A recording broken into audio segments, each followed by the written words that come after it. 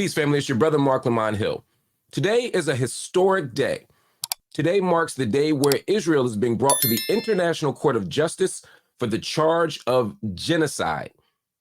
The charge of genocide has been brought against Israel by South Africa with the support of many nations around the world. Today, South Africa made its case for why Israel has engaged in the practice of genocide. We'll give you full coverage here on the Marc Lamont Hill official channel. We'll show you all the details with absolutely nothing taken out, and you can see for yourself whether or not South Africa made its case. Check it out. Second, together with the forced displacement, Israel's conduct has been deliberately calculated to cause widespread hunger, dehydration, and starvation. Israel's campaign has pushed Gazans to the brink of famine. An unprecedented 93% of the population in Gaza is facing crisis levels of hunger.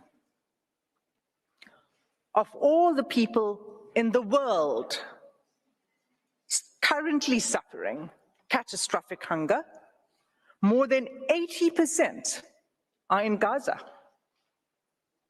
The situation is such that the experts are now predicting that more Palestinians in Gaza may die from starvation and disease than airstrikes. And yet Israel continues to impede the effective delivery of humanitarian assistance to Palestinians, not only refusing to allow sufficient aid in, but removing the ability to distribute it through constant bombardment and obstruction.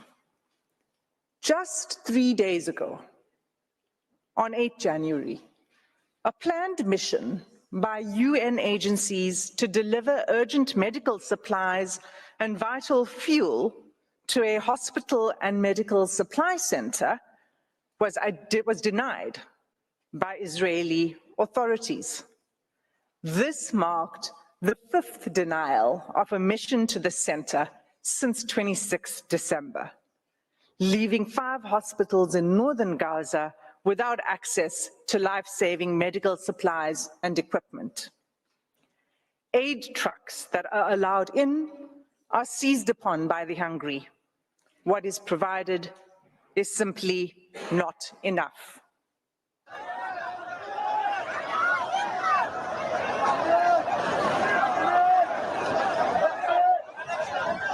Madam President, members of the court, this is an image of an aid truck arriving in Gaza. Third, Israel has deliberately inflicted conditions in which Palestinians in Gaza are denied adequate shelter, clothes, or sanitation. For weeks, there have been acute shortages of clothes, bedding, blankets, and critical non-food items. Clean water is all but gone, leaving far below the amount required to safely drink, clean, and cook.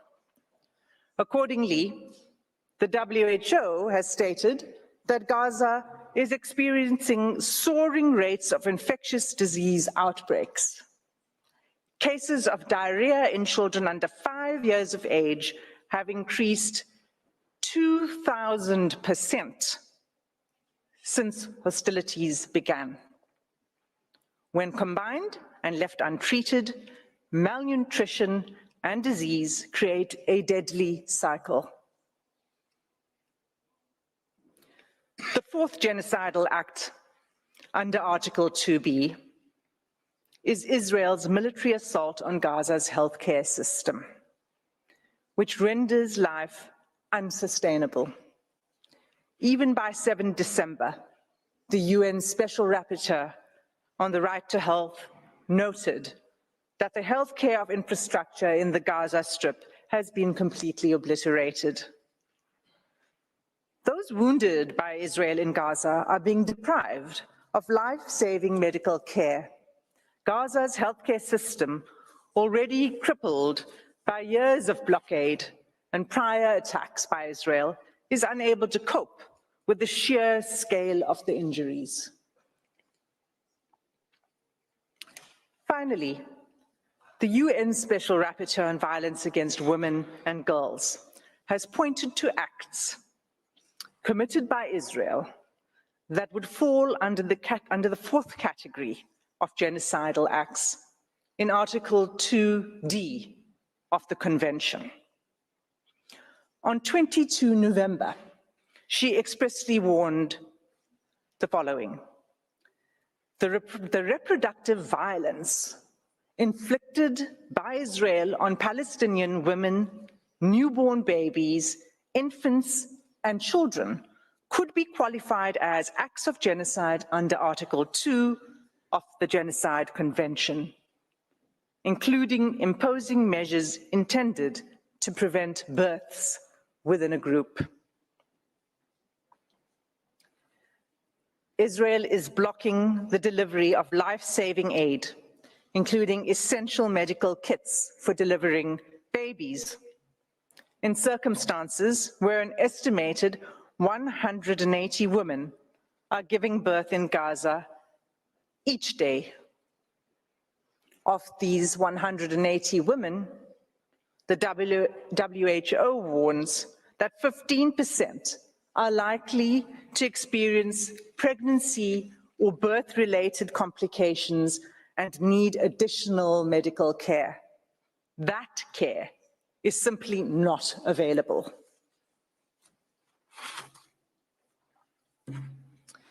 In sum, Madam President, all of these acts, individually and collectively, form a calculated pattern of conduct by Israel, indicating a genocidal intent.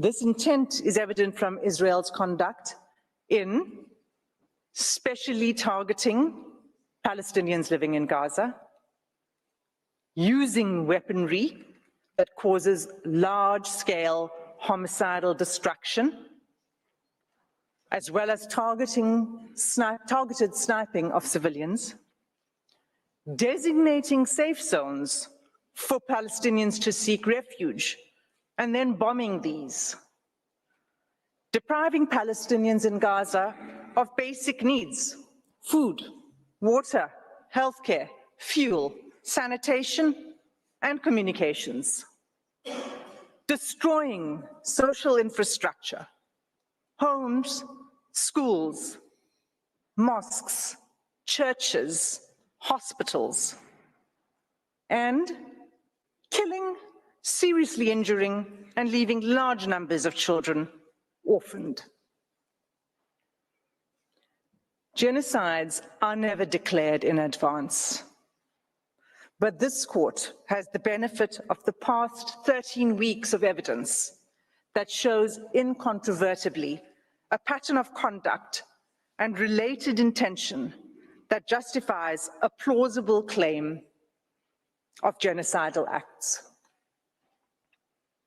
In the Gambia-Myanmar case, this court did not hesitate to impose provisional measures in relation to allegations that Myanmar was committing genocidal acts against the Rohingya within the Rakhine state.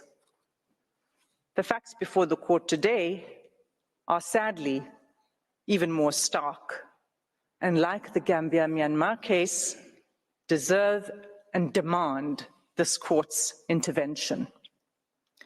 Every day, there is mounting irreparable loss of life, property, dignity, and humanity for the Palestinian people.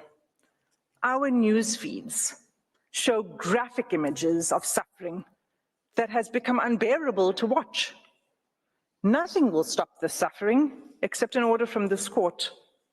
Without an indication of provisional measures, the atrocities will continue, with the Israeli Defense Force indicating that it intends pursuing this course of action for at least a year. In the words of the UN Under-Secretary General on 5 January 2024, I quote, "You think getting aid into Gaza is easy? Think again. 3 layers of inspections before trucks can even enter. Confusion and long queues. a growing list of rejected items, a crossing point meant for pedestrians, not trucks, another crossing point where trucks have been blocked by desperate, hungry communities, a destroyed commercial sector, constant bombardments, poor communications, damaged roads, convoys shot at, delays at checkpoints, a traumatized and exhausted population crammed into a smaller and smaller sliver of land, shelters which have long exceeded their full capacity, aid workers themselves displaced, killed. This is an impossible situation for the people of Gaza and for those trying to help them. The fighting must stop. Close quote. Madam President, members of the court, that concludes my section on the genocidal conduct of Israel. I thank you for your patient attention, and I ask that you call Advocate Nkatobi to the podium to address the court on genocidal intent. I thank Ms. Hassim, and I now invite Mr. Tembeke Nkatobi to address the court. You have the floor, sir.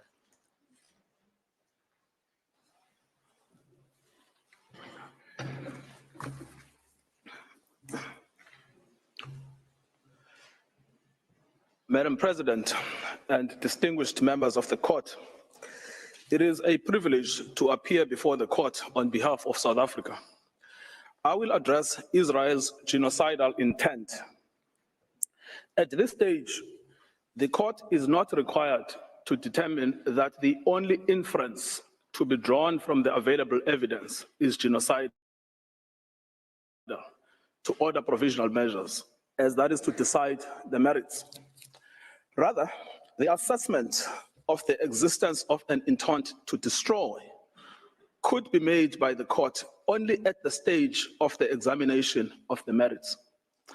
That some of the alleged acts may also amount to atrocities other than genocide does not exclude the finding of plausible acts of genocide. Madam President, South Africa is not alone in drawing attention to Israel's genocidal rhetoric against Palestinians in Gaza. 15 United Nations special rapporteurs and 21 members of the United Nations working groups have warned that what is happening in Gaza reflects a genocide in the making and an overt intent to destroy the Palestinian people under occupation. Israel has a genocidal intent against the Palestinians in Gaza.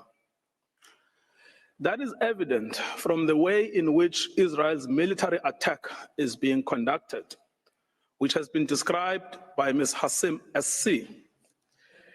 It is systematic in its character and form. The mass displacement of the population of Gaza, headed into areas where they continue to be killed, and the deliberate creation of conditions that, quote, lead to a slow death, unquote. There is also the clear pattern of conduct, the targeting of family homes and civilian infrastructure, laying waste to vast areas of Gaza, and the bombing, shelling, and sniping of men, women, and children where they stand, the destruction of the health infrastructure, and lack of access to humanitarian assistance. So much so that as we stand today, 1% of the Palestinian population in Gaza has been systematically decimated, and 1 in 4 Gazans have been injured since 7 October. These two elements alone are capable of evidencing Israel's genocidal intent in relation to the whole or part of the Palestinian population in Gaza. However, third, there is an extraordinary feature in this case, that Israel's political leaders military commanders, and persons holding official positions have systematically and in explicit terms declared their genocidal intent. And these statements are then repeated by soldiers on the ground in Gaza as they engage in the destruction of Palestinians and the physical infrastructure of Gaza. We show this third element next. Israel's special genocidal intent is rooted in the belief that, in fact, the enemy is not just the military wing of Hamas, or indeed Hamas generally, but is embedded in the fabric of Palestinian life in Gaza. On 7 October, in a televised address, Israeli Prime Minister Benjamin Netanyahu declared war on Gaza, and I quote, "Israel had started clearing out the communities that have been infiltrated by terrorists." And he warned of an unprecedented price to be paid by the enemy. There are more than 2.3 million Palestinians in Gaza. Israel is the occupying power in control of Gaza. It controls entry, exit, and the internal movements of inside Gaza. And qua Prime Minister, Mr. Netanyahu exercises overall command over the Israeli Defense Force and in turn, the Palestinians in Gaza. Prime Minister Netanyahu, in his address to the Israeli forces on 28 October 2023, preparing for the invasion of Gaza, urged the soldiers to remember what Amalek has done to you. This refers to the biblical command by God to Saul for the retaliatory destruction of an entire group of people known as the Amalekites, put to death men and women, children and infants, cattle and sheep, camels and donkeys. The genocidal invocation to Amalek was anything but idle. It was repeated by Mr. Netanyahu in a letter to the Israeli Armed Forces on 3 November 2023. Madam President, let the Prime Minister's words speak for themselves.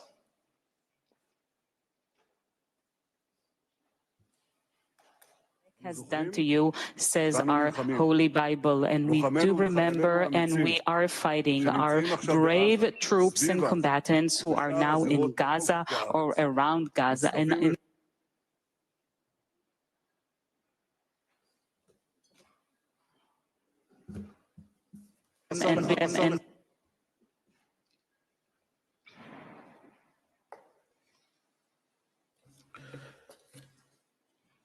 the Deputy Speaker of the Knesset, Israel's parliament, has called for the erasure of the Gaza Strip from the face of the earth.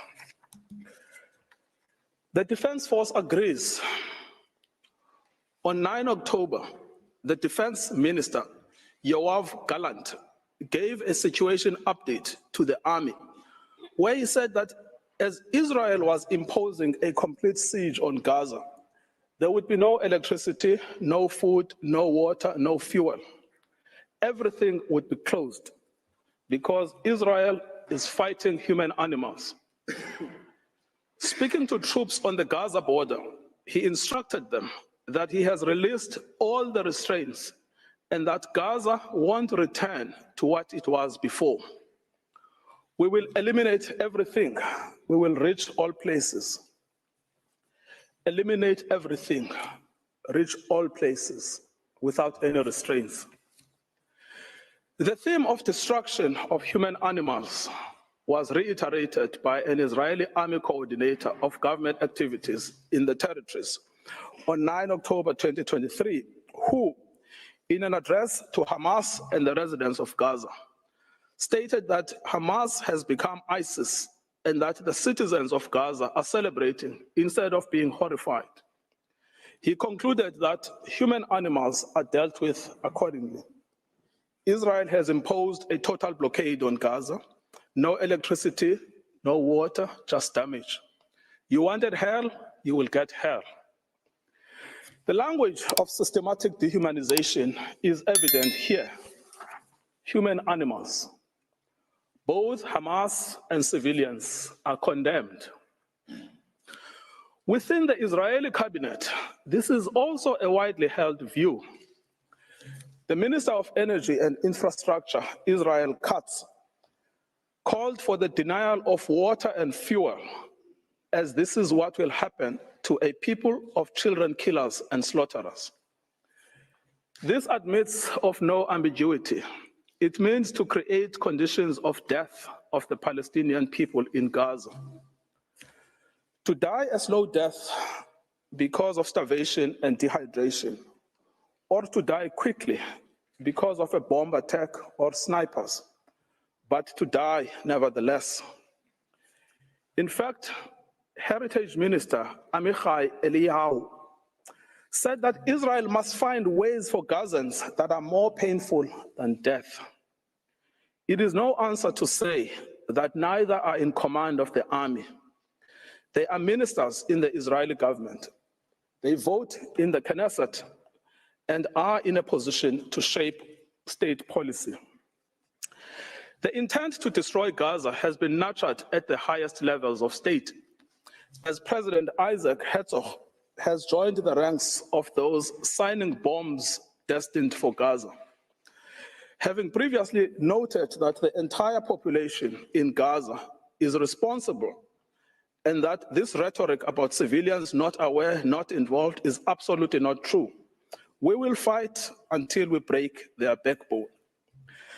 Later attempts by the president and others to neutralize this speech have not altered the sting of his words, which was to tar all Palestinians as responsible for the actions of Hamas. Nor, as I will show below, has it affected how state policy is understood within government. The Minister of National Security repeated the president's statements that Hamas and civilians are responsible in equal measure. On 10 November 2023, in a televised interview, he stated that when we say that Hamas should be destroyed, it also means those who celebrate, those who support, and those who hand out candy. They are all terrorists, and they should also be destroyed. These are orders to destroy and to maim what cannot be destroyed. These statements are not open to neutral interpretations or after-the-fact rationalizations and reinterpretations by Israel. The statements were made by persons in command of the state. They communicated state policy. It is simple. If the statements were not intended, they would not have been made.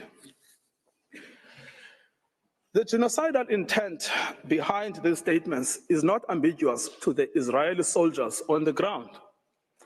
Indeed, it is directing their actions and objectives. On 7 December 2023, Israeli soldiers proved that they understood the Prime Minister's message to remember what the Amalek has done to you as genocidal. They were recorded by journalists dancing and singing. We know our motto, there are no uninvolved, that they obey one commandment, to wipe off the seed of Amalek. The Prime Minister's invocation of Amalek is being used by soldiers to justify the killing of civilians, including children. These are the soldiers repeating the inciting words of their Prime Minister.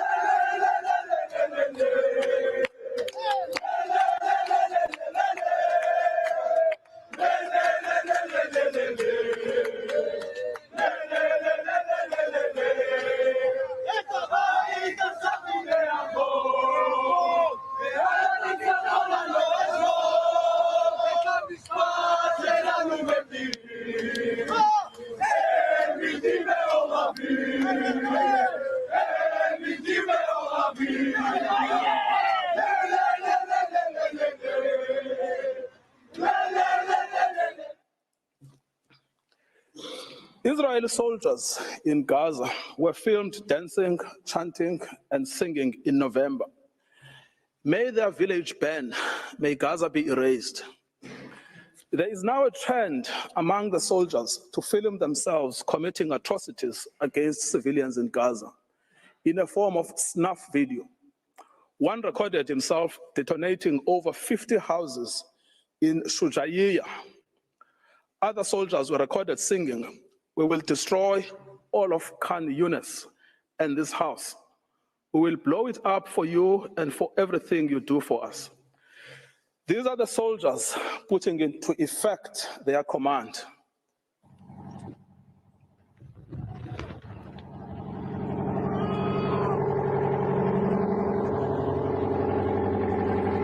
שכונת סג'איה ז"ל, נחל עוז, בעזרת השם יהיה לכם.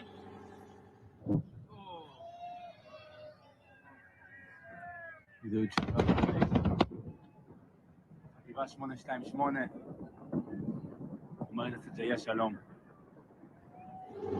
בתים,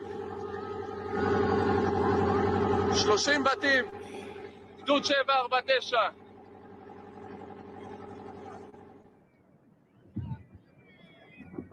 כאן מתחיל הניצחון.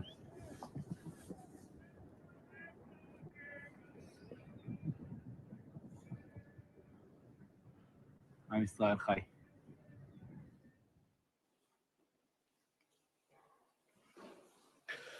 The commanders of the army are also of the same mind. Israeli army commander Yair Ben David has stated that the army had done in Beit Hanon and did there as Shimon and Levi did in Nablus, and that the entire Gaza should resemble Beit Hanon. Israeli soldier Yeshai Shalev published a video against the backdrop of the ruins of what was the site of Al-Azhar University with the caption, "Once upon a time, there was a university in Gaza, and in practice, a school for murderers and human animals." Soldiers obviously believe that this language and their actions are acceptable because the destruction of Palestinian life in Gaza is articulated state policy. Senior political and military officials encouraged without censure the 95-year-old Israeli army reservist Ezra Yachin, a veteran of the Deir Yassin massacre against the Palestinians in 1948, to speak to the soldiers ahead of the ground invasion in Gaza. In his talk, he echoed the same sentiment while being driven around in an officially Israeli army vehicle dressed in Israeli army fatigue. I quote, "Be triumphant and finish them off, and don't leave anyone behind. Erase the memory of them. Erase them, their families, mothers, and children. These animals can no longer live. If you have an Arab neighbor, don't wait, go to his home and shoot him. We want to invade, not like before. We want to enter and destroy what's in front of us, and destroy houses, then destroy the one after it. With all of our forces, complete destruction, enter and destroy. As you can see, we will witness things we've never dreamed of. Let them drop bombs on them and erase them." As recently as 7 January 2024, a video of a soldier was posted online where he boasts that the army had destroyed the entire village of Hibat Azar. For 2 weeks, he said, they had worked hard to bomb the village and executed their mandate. Any suggestion that senior politicians did not mean what they said, much less that the meaning was not understood by soldiers in Gaza, would be without any merit. The scale of destruction in Gaza, the mass targeting of family homes and civilians, the war being a war on children, all make clear that genocidal intent is both understood and is being put into practice. The articulated intent is the destruction of Palestinian life in all its manifestations. The genocidal rhetoric is also commonplace within the Israeli Knesset. Members of the Genocide have repeatedly called for Gaza to be wiped out, flattened, erased, and crushed on all its inhabitants. They have deplored anyone feeling sorry for the uninvolved Gazans, asserting repeatedly that there are no uninvolved, that there are no innocents in Gaza, that the killers of the women and children should not be separated from the citizens of Gaza, and that the children of Gaza have brought this upon themselves, and that there should be one sentence for everyone there, death. Finally, the lawmakers have called for mercilessly bombing from the air, with some advocating for the use of nuclear doomsday weapons, and a Nakba that will overshadow the Nakba of '48. The Prime Minister's genocidal speech has gained ground among some elements of civil society. A famous singer has repeated Mr. Netanyahu's Amalek reference, stating that Gaza must be wiped out and be destroyed with every Amalek seed. We simply must destroy all of Gaza and exterminate everyone who is there. Another has called to erase Gaza, not leave a single person there.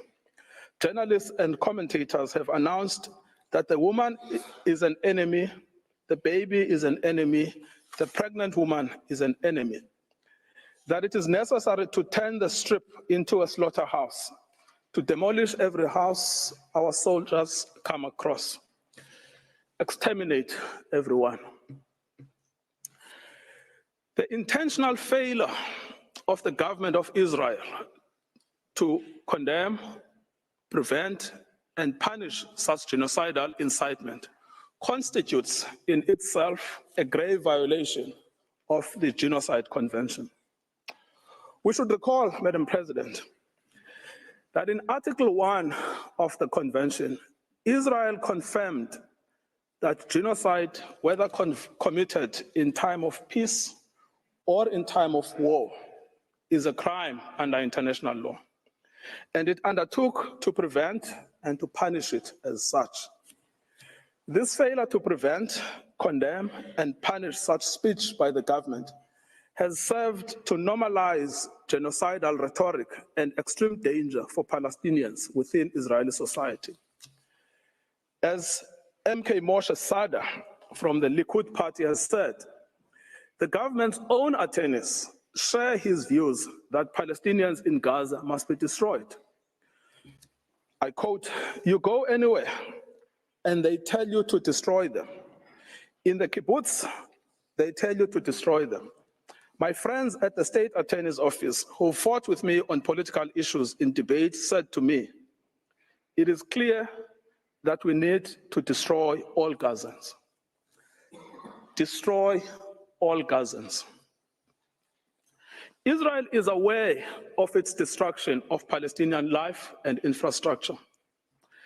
Despite this knowledge, it has maintained and indeed intensified its military activity in Gaza.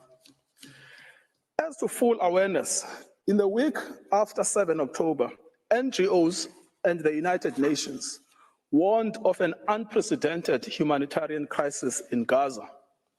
The UN stated that actors must allow humanitarian teams and goods to immediately and safely reach the hundreds of thousands of people in need.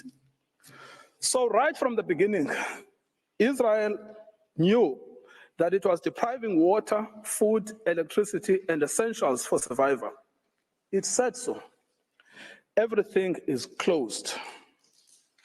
It has known that it was depriving Palestinians of healthcare and treatment for injury in the middle of an unprecedented bombardment, of food and water, and of other essentials for survival.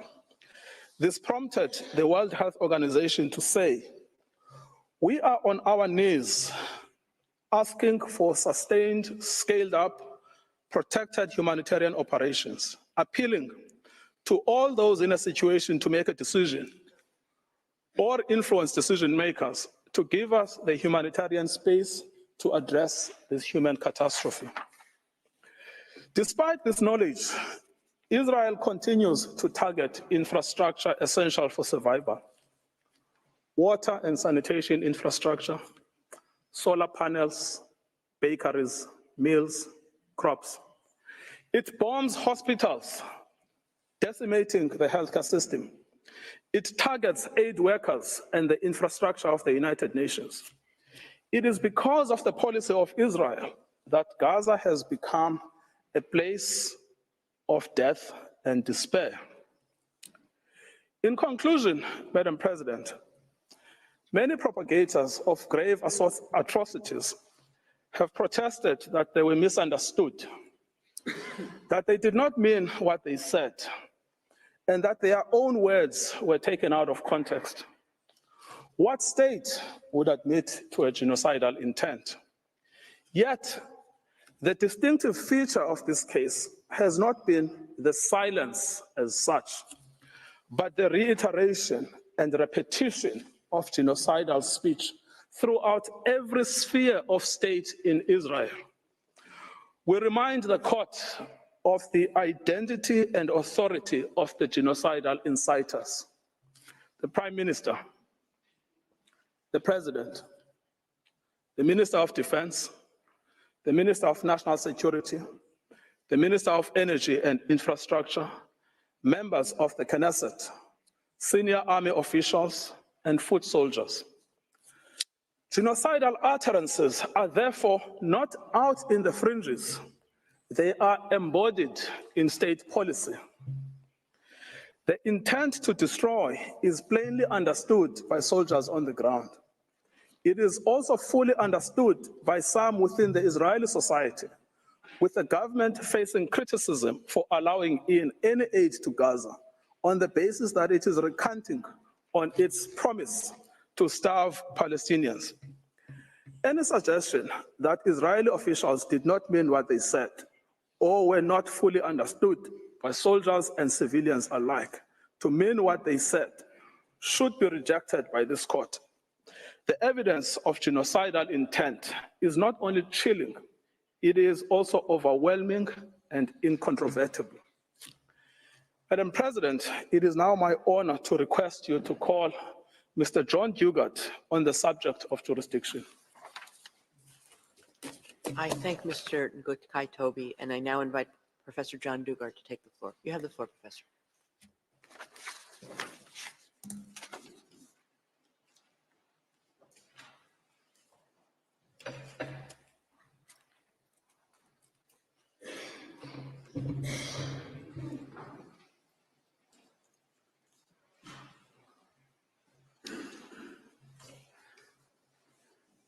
Madam President, distinguished members of the court, it is a great privilege to appear before you today on behalf of the Republic of South Africa.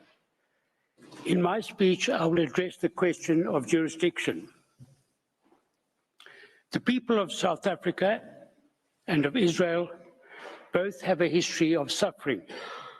Both states have become parties to the Genocide Convention in the determination to end suffering. In this spirit, neither has attached a reservation to Article 9 of the Convention on the Prevention and Punishment of the Crime of Genocide. It is in terms of this convention dedicated to saving humanity that South Africa brings this dispute before the court. The prohibition on genocide is a peremptory norm. Obligations under the Genocide Convention are erga omnes, obligations owed to the international community as a whole. States parties to this convention are obliged not only to desist from genocidal acts, but also to prevent them. That the obligation of state parties to prevent acts of genocide is the foundation of the convention is clear from its placement in Article 1 of the Convention. Article 9 of the Genocide Convention makes it clear that state parties are guardians of the Genocide Convention. Unlike other treaties designed to protect human rights, it does not oblige states to pursue negotiations as a prelude to approaching this court. It does not treat the ending of genocidal acts as a bilateral affair between states. Instead, it envisages a situation in which a state, acting on behalf of the international community as a whole, seizes the jurisdiction of the court as a matter of urgency to prevent genocide. South Africa has a long history of close relations with Israel. For this reason, it did not bring the dispute immediately to the attention of the court. It watched with horror as Israel responded to the terrible atrocities committed against its people on 7 October, with an attack on Gaza that resulted in the indiscriminate killing of innocent Palestinian civilians, most of whom were women and children. The South African government repeatedly voiced its concerns in the Security Council and in public statements that Israel's actions had become genocidal. On 10 November, in a formal diplomatic démarche, it informed Israel that while it condemned the actions of Hamas, it wanted the International Criminal Court to investigate the leadership of Israel for international crimes, including genocide. As the court will know, the definition of genocide in the Rome Statute repeats that of the Genocide Convention. On 17 October, South Africa referred Israel's commission of the crime of genocide to the International Criminal Court for, quote, vigorous investigation, unquote. In announcing this decision, President Ramaphosa publicly expressed his abhorrence for what is happening right now in Gaza, which is now turned into a concentration camp where genocide is taking place. To accuse a state of committing acts of genocide and to condemn it in such strong language is a major act on the part of a state. At this stage, it became clear that there was a serious dispute between South Africa and Israel, which would end only with the end of Israel's genocidal acts. South Africa repeated this accusation at a meeting of BRICS on 21 November and at an emergency special session of the United Nations General Assembly on 12 December. No response from Israel was forthcoming. None was necessary. By this time, the dispute had crystallized as a matter of law. This was confirmed by Israel's official and unequivocal denial on 6 December that it was committing genocide in Gaza. However, as a matter of courtesy, before filing the present application, on 21 December, South Africa sent a note verbal to the Embassy of Israel to reiterate its view that Israel's acts of genocide in Gaza amounted to genocide, that it, as a state party to the Genocide Convention, was under an obligation to prevent genocide from being committed. Israel responded by way of a note verbal that failed to address the issues raised by South Africa in its note and neither affirmed nor denied the existence of a dispute. This was emailed later on the 27th of December. This note was received by the relevant South African team on the 29th of December after the present application was filed.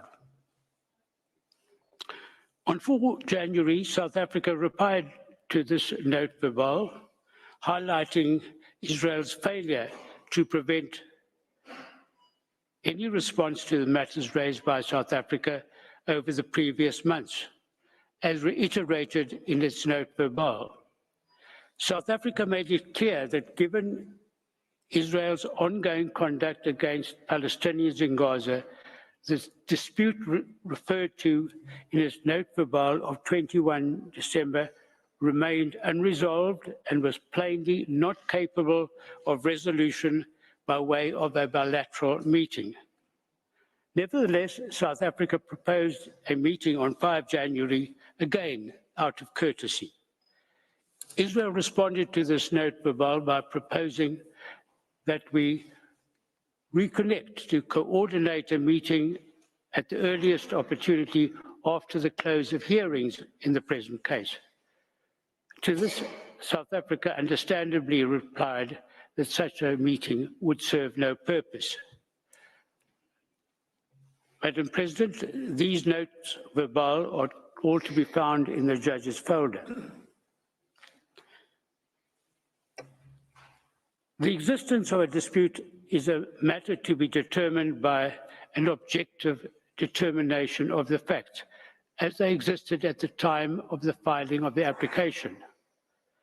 At this time, South Africa had already accused Israel in the Security Council, the General Assembly, and other public fora of engaging in genocidal acts. It had conducted a diplomatic démarche on Israel, warning it that it viewed its conduct as genocidal.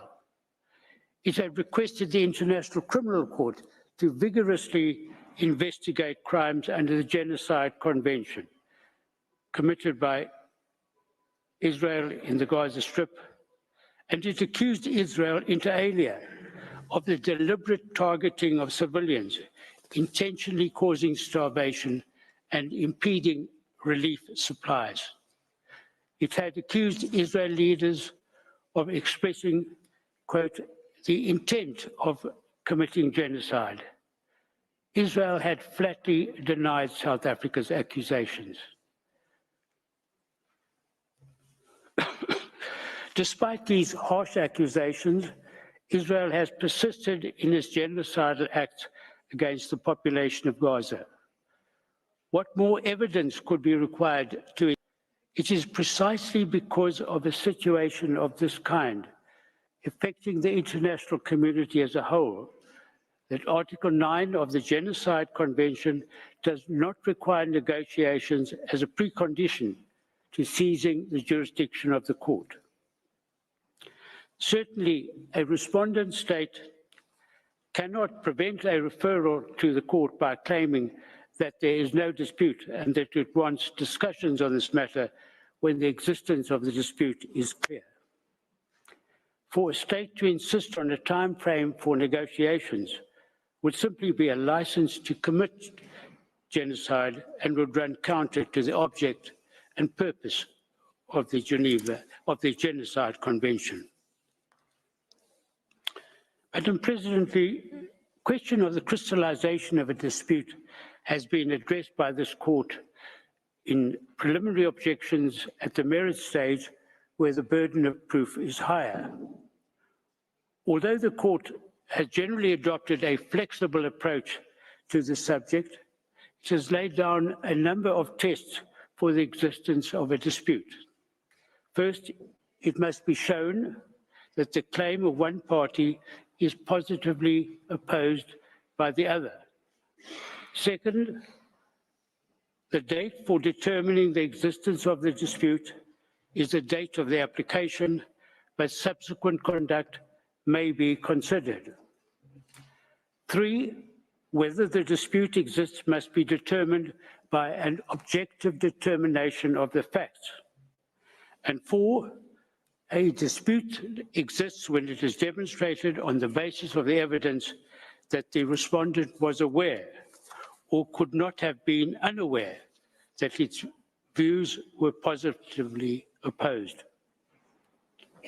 When these propositions are applied to the facts of this case, it is incontrovertible that a dispute exists between South Africa and Israel. South Africa strongly believes that what Israel is doing in Gaza amounts to genocide. Israel denies this and claims that such an accusation is legally and factually wrong and, moreover, is obscene. So an objective determination of the facts shows that a dispute existed on the date of the submission of South Africa's application, and this has been confirmed by Israel's subsequent statements and by its continuing conduct in Gaza. Moreover, Israel must have been aware from South Africa's public statements, the démarche, and the referral of the matter to the International Criminal Court of Israel's genocidal acts that a dispute existed between the two states. Madam President, the court has indicated that in an application for provisional measures, it is sufficient to show that there is a prima facie basis for jurisdiction.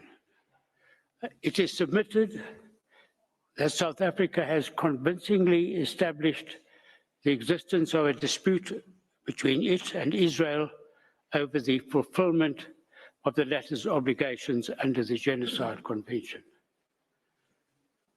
Finally, it is submitted that regard should be had to the special considerations that apply to the existence of a dispute under Article 9 of the Genocide Convention between a state that brings an application in furtherance of its obligation to prevent genocide and a state accused of committing genocide. This concludes my speech, Madam President. I thank you, the members of the court, for your attention. I now ask you to call to the podium Professor Max du Plessis to address you on the nature of the rights requiring protection and the link between such rights and the measures requested. Thank you. I thank you, Professor Dugard. Before I give the floor to the next speaker, the court will observe a coffee break of 10 minutes. Sitting is adjourned. Please be seated.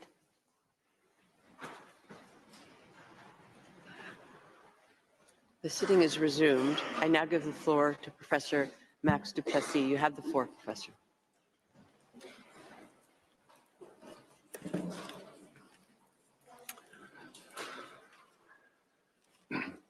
Madam President, distinguished members of the court, it is a privilege to appear before you. It's truly my honor to represent South Africa in these proceedings. I will be focusing on the nature of the rights that South Africa seeks to preserve through its application and the link between such rights and the measures requested. As well established in the court's jurisprudence, and most recently in this court's decision in the Gambia case, for the court to exercise its power to indicate provisional measures, the rights claimed by South Africa on the merits, and for which it is seeking protection, must be at least plausible. This threshold does not require the court to determine definitively whether the rights which South Africa wishes to see protected exist. Rather, the rights asserted must merely be grounded in a possible interpretation of the Convention, and the court must be concerned to preserve by such measures the rights which may subsequently be adjudged by it to belong to either party. Palestinians in Gaza, as a very substantial and important part of the Palestinian national, racial, and ethnical group, simply but profoundly are entitled to exist. As South Africa's ambassador pointed out in opening, to situate the right to exist and the threats to that right requires the court to appreciate that this application by South Africa is brought within a particular context. What is happening in Gaza now is not correctly framed as a simple conflict between two parties.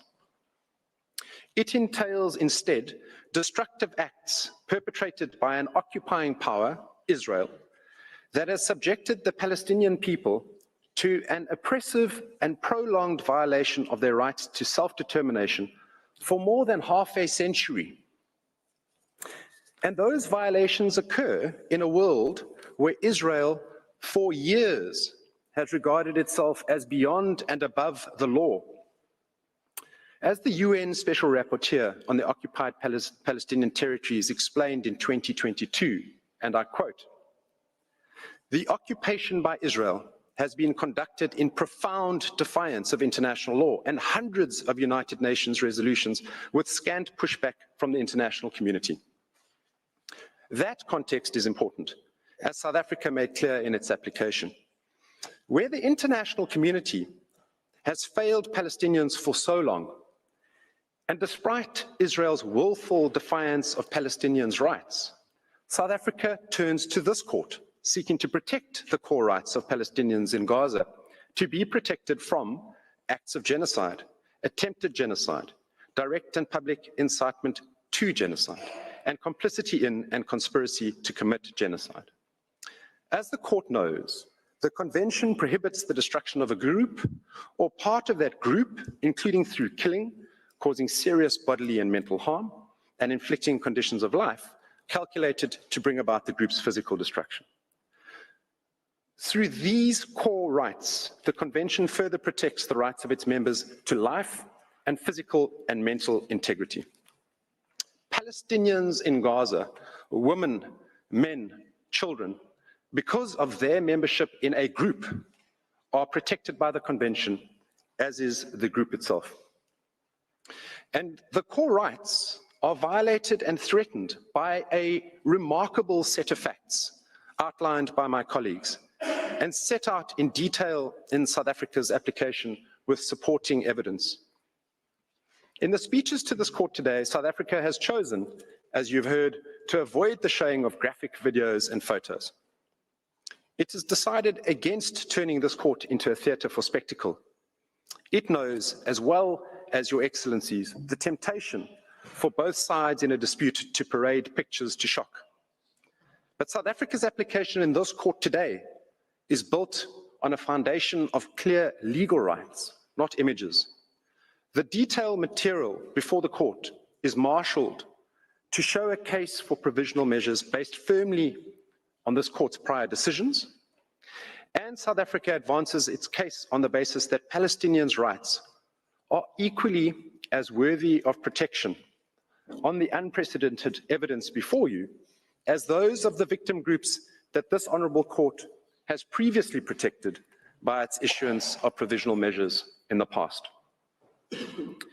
The material confirms the rights in issue and their violation, that Israel has committed and is committing acts capable of being characterized as genocidal. You have heard from Ms. Hassim about direct extermination of thousands of people and children of the Palestinian population in Gaza since 7 October last year.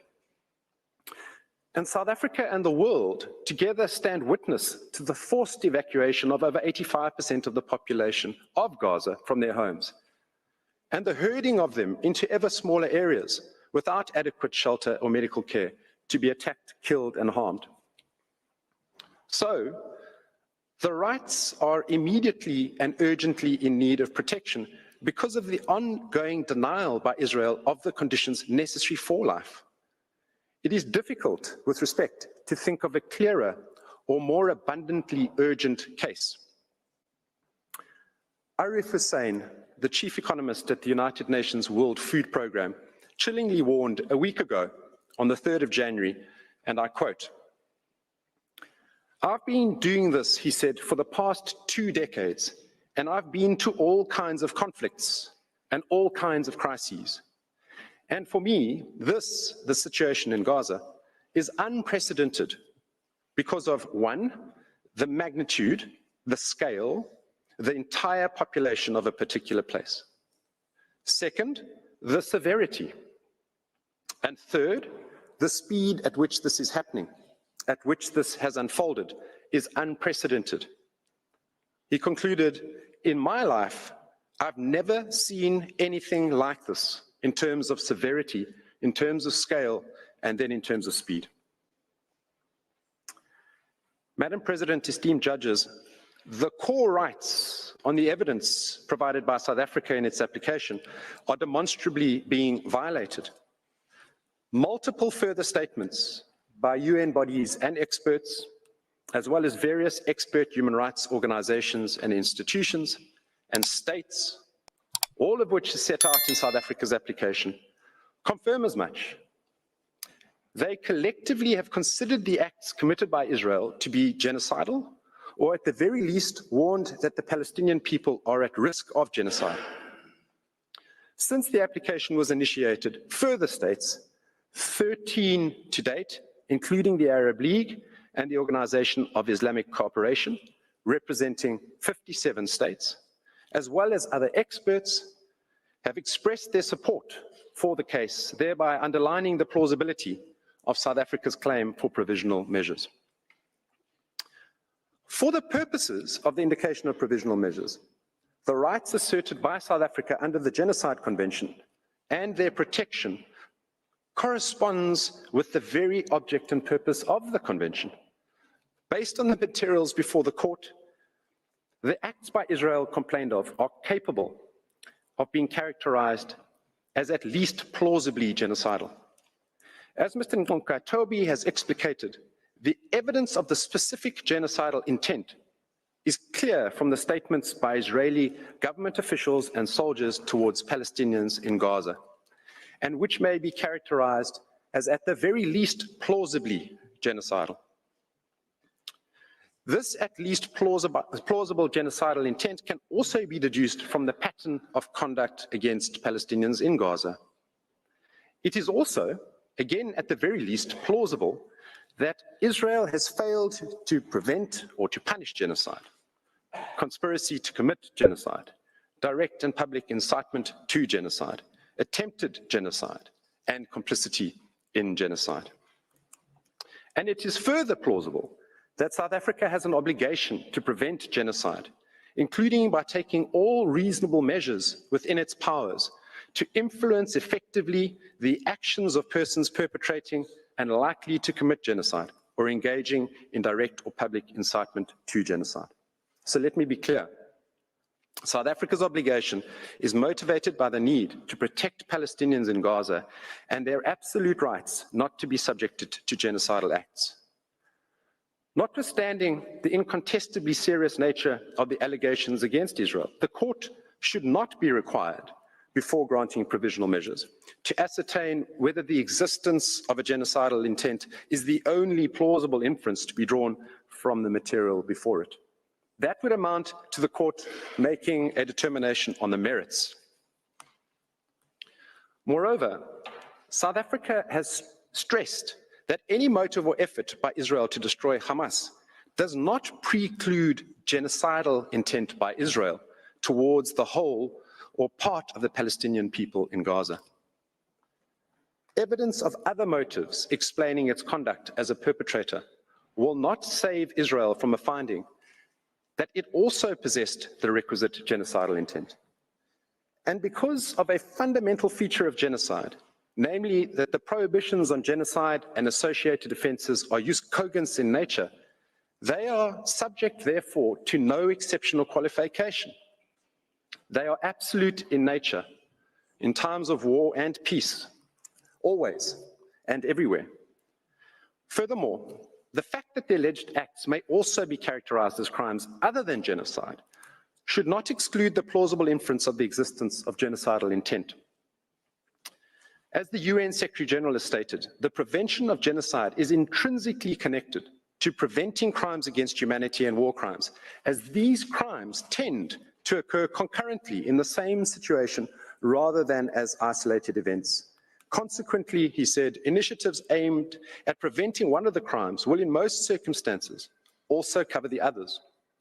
And as also set out in the ILC articles on state responsibility, the wrongful act of genocide is generally made up of a series of acts which are themselves internationally wrongful. Madam President, honorable members of the court, South Africa's claims thus concern in the first place its own obligations as a state party to the Genocide Convention to act to prevent and punish genocide. In the application, South Africa has stressed that it is acutely aware of its own obligation as a state party to the Convention to prevent genocide. Indeed, this court has recognized the universal character both of the condemnation of genocide and of the cooperation required in order to liberate mankind from such an odious scourge. As the prohibition of genocide is assuredly a peremptory norm of international law, or jus cogens, it is crucial that states pursue their interest under the Convention in ensuring acts of genocide are prevented. Additionally, due to the special characteristics of the Genocide Convention, the respondent state owes this duty not only to the Palestinian people, but to all states parties to the Genocide Convention, including South Africa.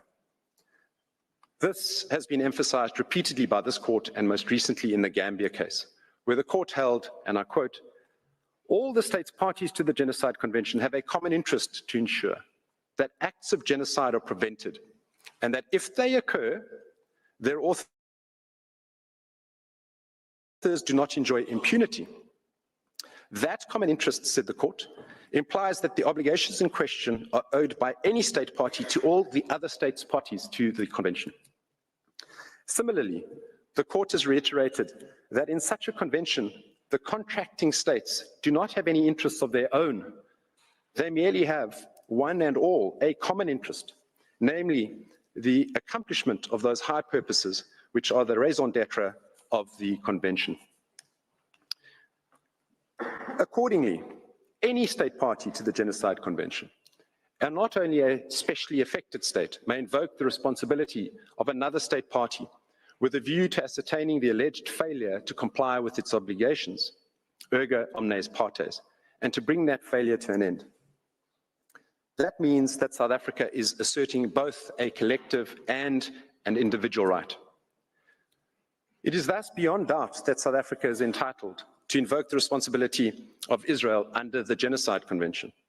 Through South Africa's interest in the common interest, and as a state party to the Genocide Convention itself, it is entitled to safeguard compliance with that instrument.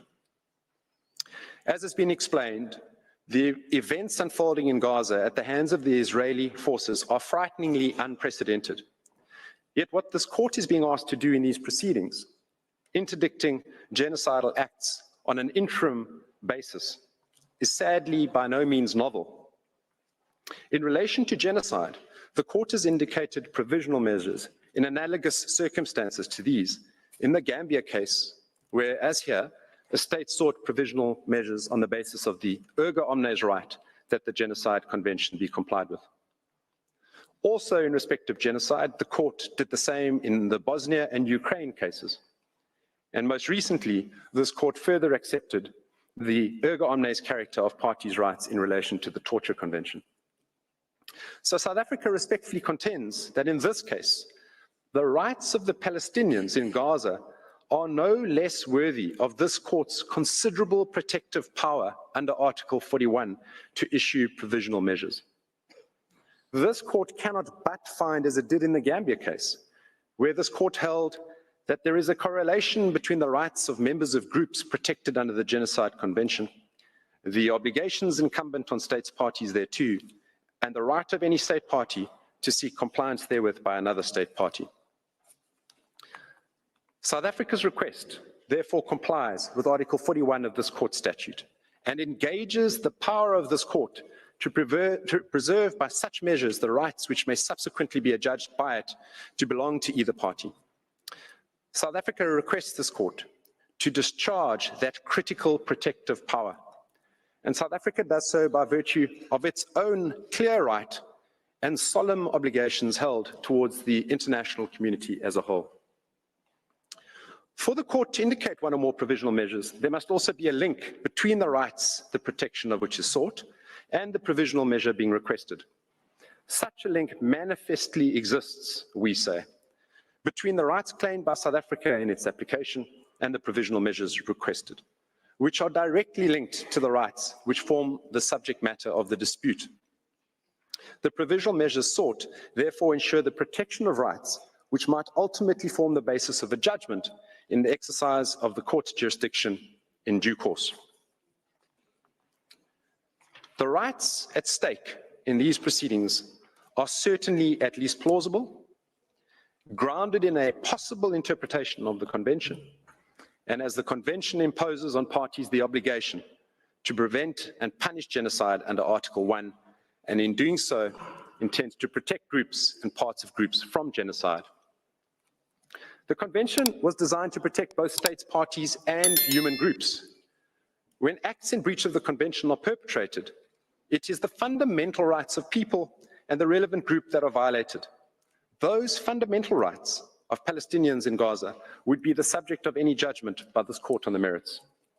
Madam President, members of the court, to find otherwise will not only be to treat Palestinians differently as less worthy of protection than others, it would also be for the court to unduly limit its own competence, to turn its back upon its extensive prior jurisprudence, and to close its eyes to the breach of the rights which lie at the heart of the Convention and which breaches are taking place in Gaza right now as I close. Madam President, I ask you now to call Ms. Negrali KC to the podium, who will address you on a risk of further genocidal acts, the risk of irreparable harm and urgency, and I thank you for your attention.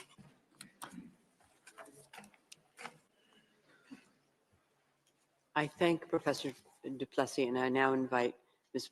Binglini Negrali to take the floor. You have the floor, Madam.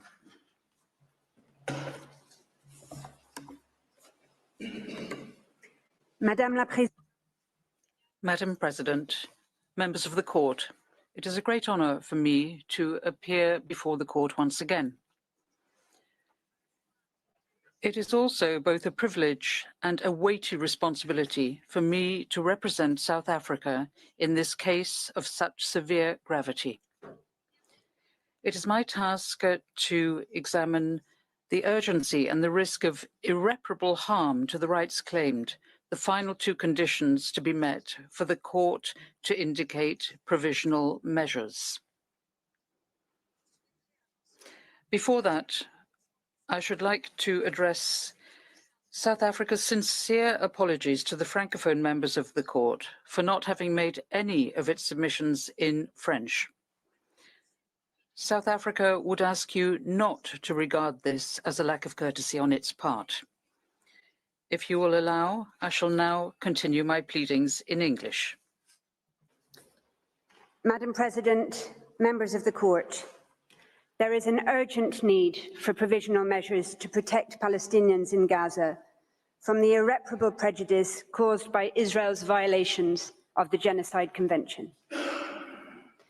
The United Nations Secretary-General and its chiefs describe the situation in Gaza variously as a crisis of humanity, a living hell, a bloodbath, a situation of utter deepening and unmatched horror, where an entire population is besieged and under attack, denied access to the essentials for survival on a massive scale. As the United Nations Under-Secretary-General for Humanitarian Affairs stated last Friday, and I quote, "Gaza has become a place of death and despair. Families are sleeping in the open as temperatures plummet. Areas where civilians were told to relocate for their safety have come under relentless bombardment. Medical facilities are under relentless attack. The few hospitals that are partially functional are overwhelmed with trauma cases, critically short of all supplies, and inundated by desperate people seeking safety. A public health disaster is unfolding. Infectious diseases are spreading in overcrowded shelters as sewers spill over. Some 180 women are giving birth daily amidst this chaos. People are facing the highest levels of food insecurity ever recorded. Famine is around the corner. For children in particular, the last 12 weeks have been traumatic. No food, no water, no school, nothing but the terrifying sounds of war day in and day out. Gaza has simply become uninhabitable. Its people are witnessing daily threats to their very existence, while the world watches on." End quote. The court has heard of the horrific death toll and of the more than 7,000 Palestinian men, women and children reported missing, presumed dead, or dying slow, excruciating deaths trapped under the rubble. Reports of field executions and torture and ill treatment are mounting, as are images of decomposing bodies of Palestinian men, women and children left unburied where they were killed, some being picked upon by animals. It is becoming ever clearer that huge swathes of Gaza, entire towns, villages, refugee camps, are being wiped from the map. As you have heard, but it bears repeating, according to the World Food Programme, 4 out of 5 people in the world in famine or a catastrophic type of hunger are in Gaza right now. Indeed, experts warn that deaths from starvation and disease risk significantly outstripping deaths from bombings. The daily statistics stand as clear evidence of the urgency and of the irreparable prejudice. On the basis of the current figures, on average, 247 Palestinians are being killed and are at risk of being killed each day, many of them literally blown to pieces. They include 48 mothers each day, 2 every hour, and over 117 children each day, leading UNICEF to call Israel's actions a war on children. On current rates which show no sign of abating, each day, over 3 medics, 2 teachers, more than 1 United Nations employee, and more than 1 journalist will be killed, many while at work or in what appear to be targeted attacks on their family homes or where they are sheltering. The risk of famine will increase each day. Each day, an average of 629 people will be wounded, some multiple times over, as they move from place to place, desperately seeking sanctuary. Each day, over 10 Palestinian children will have 1 or both legs amputated, many without anesthetic. Each day, on current rates, an average of 3,900 Palestinian homes will be damaged or destroyed. More mass graves will be dug. More cemeteries will be bulldozed and bombed and corpses violently exhumed, denying even the dead any dignity or peace. Each day, ambulances, hospitals, and medics will continue to be attacked and killed. The first responders who have spent 3 months without international assistance, trying to dig families out of the rubble with their bare hands, will continue to be targeted. On current figures, 1 will be killed almost every second day, sometimes in attacks launched against those attending the scene to rescue the wounded.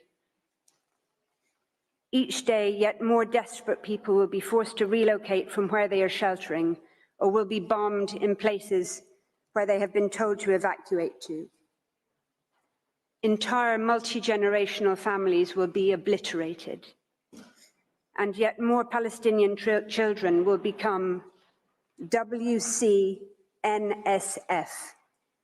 Wounded Child, No Surviving Family, the terrible new acronym born out of Israel's genocidal assault on the Palestinian population in Gaza. There is an urgent need for provisional measures to prevent imminent, irreparable prejudice to the rights in issue in this case.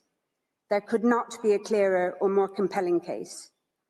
In the words of the Commissioner General of the United Nations Relief and Works Agency, there must be an end to the decimation of Gaza and of its people.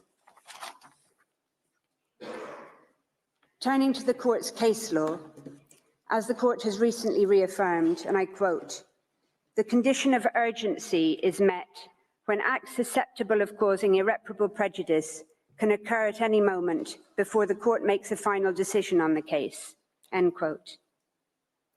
That is precisely the situation here. Any of those matters to which I have referred can and are occurring at any moment. United Nations Security Council resolutions demanding, quote, "the immediate, safe, unhindered delivery of humanitarian assistance at scale," throughout Gaza and full, rapid, safe and unhindered humanitarian access, end quote, remain unimplemented. United Nations General Assembly resolutions calling for a humanitarian ceasefire have been ignored. The situation could not be more urgent. Since these proceedings were initiated on the 29th of December 2023 alone, an estimated over 1,703 Palestinians have been killed in Gaza and over 3,252 injured. As to the criterion of irreparable prejudice, for decades now, the court has repeatedly found it to be satisfied in situations where serious risks arise to human life or to other fundamental rights. In the cases of Georgia, Russia, and Armenia, Azerbaijan, the court ordered provisional measures, having found a serious risk of irreparable prejudice where hundreds of thousands of people had been forced from their homes. In ordering provisional measures in the latter case, the court noted the context of, I quote, the long-standing exposure of the population to a situation of vulnerability, including hindrances to the importation of essential goods, causing shortages of food, medicine, and other life-saving medical supplies, end quote. In Gaza, as you have heard, nearly 2 million people, over 85% of the population, have been repeatedly forced to flee their homes and shelters, not just once or twice, but some 3, 4, or more times over, into shrinking slivers of land where they continue to be bombed and killed. This is a population that Israel had already made vulnerable through 16 years of military blockade and crippling de-development. Today, Israel's hindrances to the import of food and essential items have brought Gaza to the brink of famine, with adults, mothers, fathers, grandparents regularly foregoing food for the day so that children can eat at least something. Medicine shortages and the lack of medical treatment, clean water and electricity are so great that large numbers of Palestinians are dying or are at imminent risk of dying preventable deaths. Cancer and other services have long shut down. Women are undergoing cesarean sections without anesthetic in barely functioning hospitals, described as scenes from a horror movie, with many undergoing otherwise unnecessary hysterectomies in an attempt to save their lives. In the Canada-Syria torture case, the court made clear that, I quote, individuals subject to torture and other acts of cruel, inhuman, or degrading treatment or punishment are at serious risk of irreparable prejudice. Well, Palestinians in Gaza are also at risk of such irreparable prejudice, with videos of Palestinian boys and men rounded up and stripped and degraded broadcast to the world, alongside footage of serious bodily harm and accounts of serious mental harm and humiliation.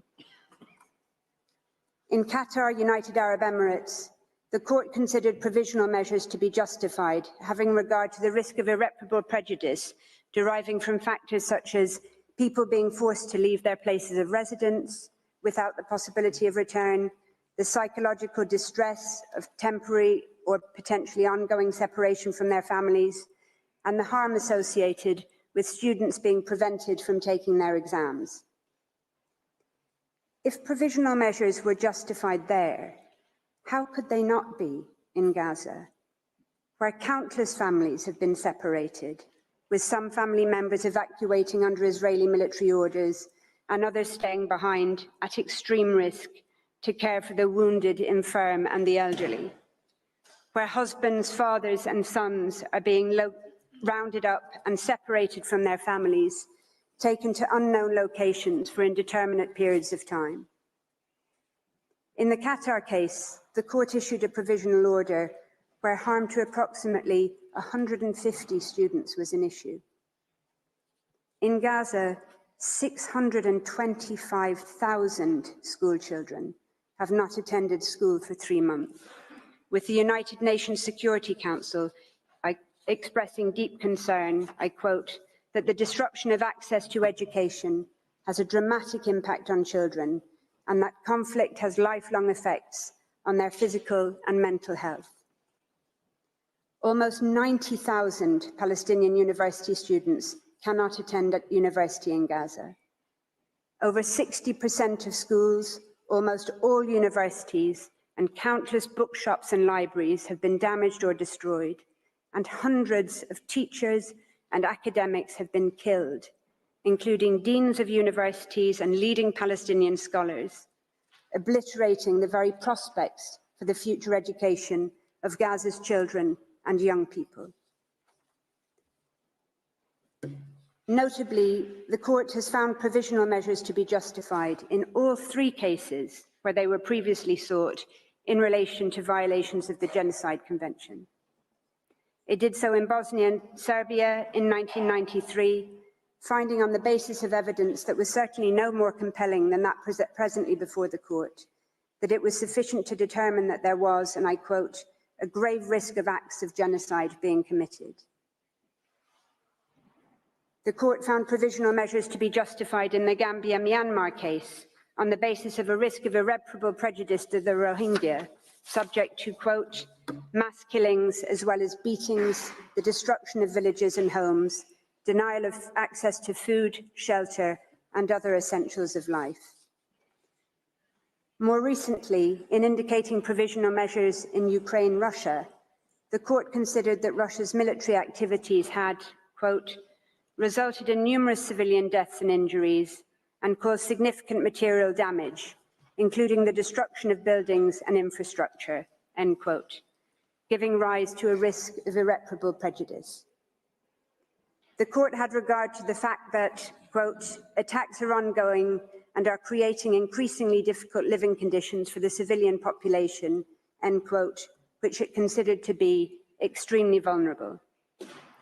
The court also considered the fact that, I quote again, many persons have no access to the most basic foodstuffs, potable water, electricity, essential medicines or heating, and that many were attempting to flee under extremely insecure conditions. This is occurring in Gaza on a much more intensive scale to a besieged, trapped, terrified population that has nowhere safe to go. Lest the contrary be suggested, it is clear from Ukraine-Russia that the fact that the urgent risk of irreparable harm arises in a situation of armed conflict does not undermine, much less preclude, a request for provisional measures. That's also clear from the court's other judgments. So in the case of armed activities on the territory of the Congo, for example, the court ordered provisional measures based on its finding that, quote, persons, assets and resources present on the territory of the Congo, particularly in the area of conflict, remain extremely vulnerable, and that there was a serious risk that rights at issue in the case may suffer irreparable prejudice, end quote. Similarly, in Costa Rica, Nicaragua, the court indicated provisional measures in part on the basis that the presence of troops in the disputed territory gave rise, I quote, to a real and present risk of incidents liable to cause irremediable harm in the form of bodily injury or death, end quote. In relation to the Genocide Convention in particular, the court recalled in Gambia, Myanmar, that, quote, states parties expressly confirmed their willingness to consider genocide as a crime under international law, which they must prevent and punish independently of the context of peace or of war in which it takes place, end quote. More recently, in the case of Guyana, Venezuela, the court considered that the serious risk of Venezuela, quote, acquiring and exercising control and administration of the territory in dispute, end quote, gave rise to a risk of irreparable prejudice to the rights asserted in the case. Similar factors are an issue here, having regard to the territorial ambitions and settlement plans and the relationship of those factors to the very survival of Palestinians in Gaza as such. Similarly, any scaling up by Israel of access of humanitarian relief to Gaza in response to these proceedings or otherwise would be no answer to South Africa's request for provisional measures. In the case of Iran, United States, the court found a risk of irreparable harm from the exposure of individuals to danger to health and life caused by restrictions placed on medicines and medical devices, foodstuffs, and other goods required for humanitarian needs. That was notwithstanding the assurances offered by the United States for it to expedite the consideration of humanitarian issues, and notwithstanding the fact that essentials were in any event exempt from the United States sanctions. The court considered that the assurances were, I quote, not adequate to address fully the humanitarian and safety concerns raised, and that there remained a risk that measures adopted by the United States may entail irreparable consequences. In Armenia, Azerbaijan, unilateral undertakings to alleviate restrictions alongside the full resumption of humanitarian and commercial deliveries did not defeat requests for the indication of provisional measures. The court was clear that while contributing, quote, towards mitigating the imminent risk of irreparable prejudice resulting from the military operation, those developments did not remove the risk entirely. Indeed, in Georgia, Russia, the court made clear that it considers a serious risk to subsist where, quote, the situation is unstable and could rapidly change. The court considered, quote, given the ongoing tension and the absence of an overall settlement to the conflict in this region, populations also remain vulnerable, end quote.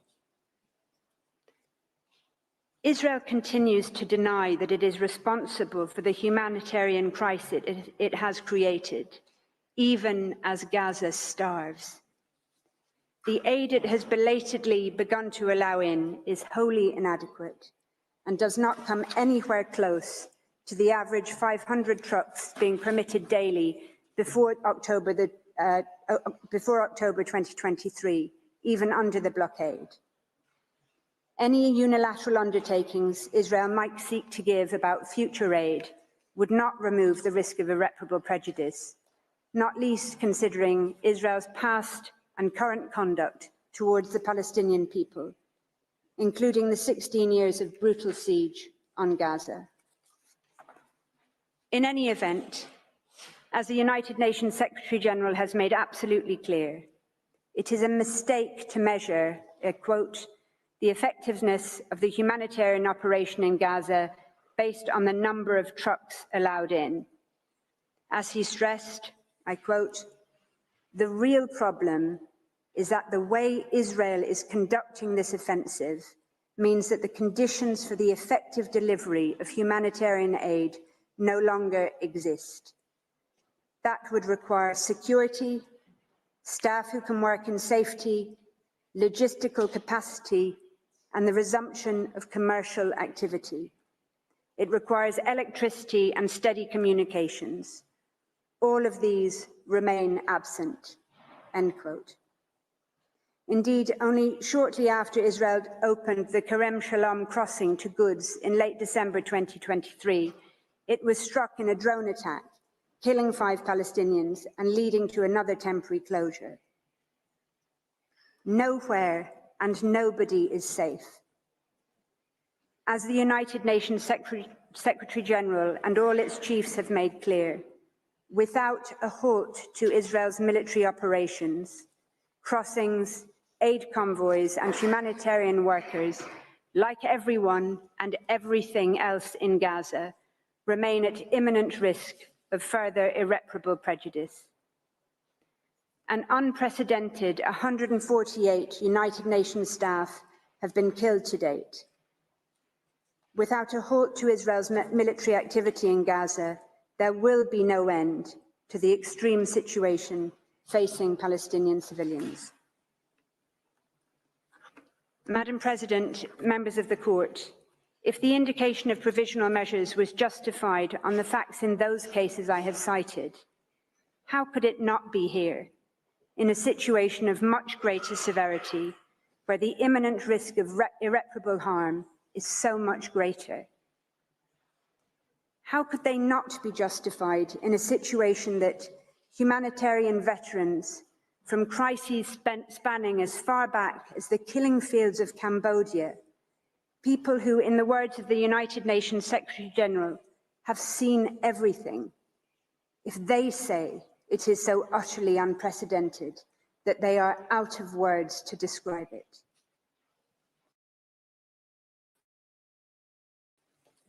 It would be a complete departure from the long and established line of jurisprudence that this court has firmly established and recently reconfirmed for the court not to order provisional measures in this case. The imminent risk of death, harm and destruction that Palestinians in Gaza face today and that they risk every day during the pendency of these proceedings, on any view justifies, indeed compels, the indication of provisional measures. Some might say that the very reputation of international law, its ability and willingness to bind and to protect all people equally, hangs in the balance. But the Genocide Convention is about much more than legal precedent. It is also fundamentally about the confirmation and endorsement of elementary principles of morality. The court recalled the 1946 General Assembly resolution on the crime of genocide, which made clear that, I quote, "Genocide is a denial of the right of existence of entire human groups, as homicide is the denial of the right to live of individual human beings. Such denial of the right of existence shocks the conscience of mankind, results in great losses to humanity in the form of cultural and other contributions represented by these human groups, and is contrary to moral law and to the spirit and aims of the United Nations," end quote. Notwithstanding the Genocide Convention's recognition of the need to rid the world of the odious scourge of genocide, the international community has repeatedly failed. It failed the people of Rwanda. It had failed the Bosnian people and the Rohingya, prompting this court to take action. It failed again by ignoring the early warnings of the grave risk of genocide to the Palestinian people, sounded by international experts since 19th of October of last year. The international community continues to fail the Palestinian people, despite the overt, dehumanizing, genocidal rhetoric by Israeli governmental and military officials, matched by the Israeli army's actions on the ground. Despite the horror of the genocide against the Palestinian people being live streamed from Gaza to our mobile phones, computers, and television screens, the first genocide in history where its victims are broadcasting their own destruction in real time in the desperate, so far vain hope that the world might do something. Gaza represents nothing short of a moral failure, as described by the usually circumspect International Committee of the Red Cross.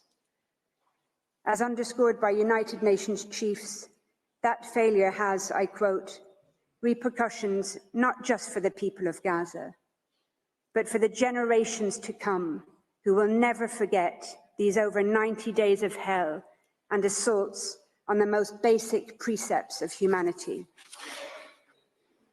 As stated by a United Nations spokesperson in Gaza last week, at the site of a hospital clearly marked with the symbol of the Red Crescent, where 5 Palestinians, including a 5-day-old baby, had just been killed. The world should be absolutely horrified. The world should be absolutely outraged. There is no safe space in Gaza, and the world should be ashamed. Madam President, members of the court, In conclusion, I share with you two photographs. The first is of a whiteboard at a hospital in northern Gaza, one of the many Palestinian hospitals targeted, besieged and bombed by Israel over the course of the past 3 brutal months. The whiteboard is wiped clean of no longer possible surgical cases, leaving only a handwritten message by a Médecins Sans Frontières doctor, which reads, "We did what we could. Remember us."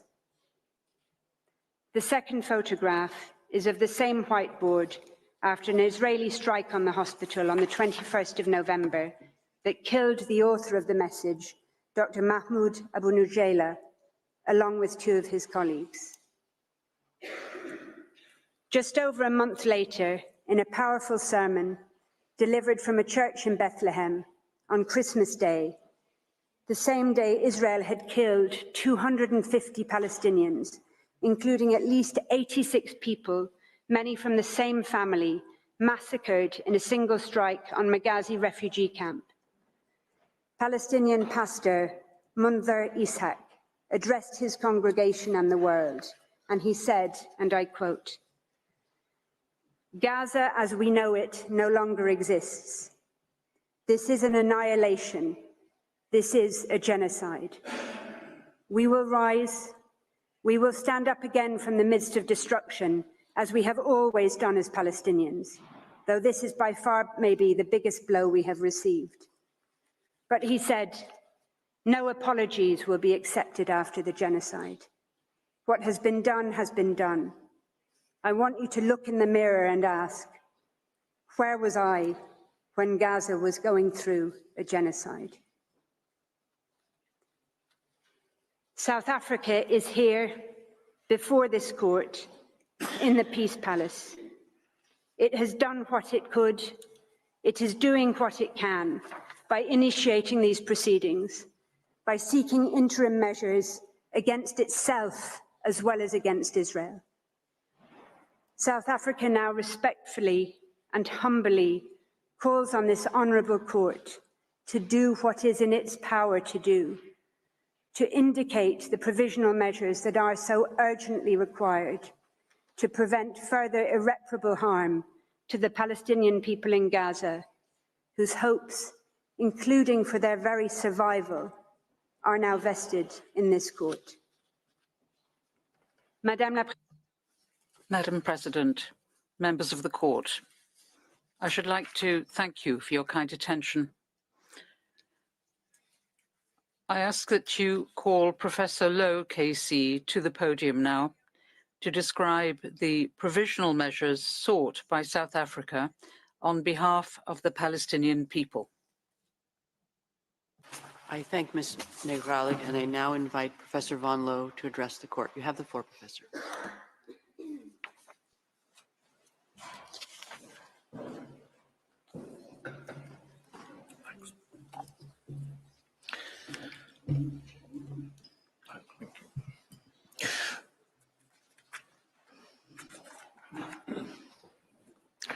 Madam President, members of the court, it's a privilege to appear before you and an honour to do so on behalf of the Republic of South Africa.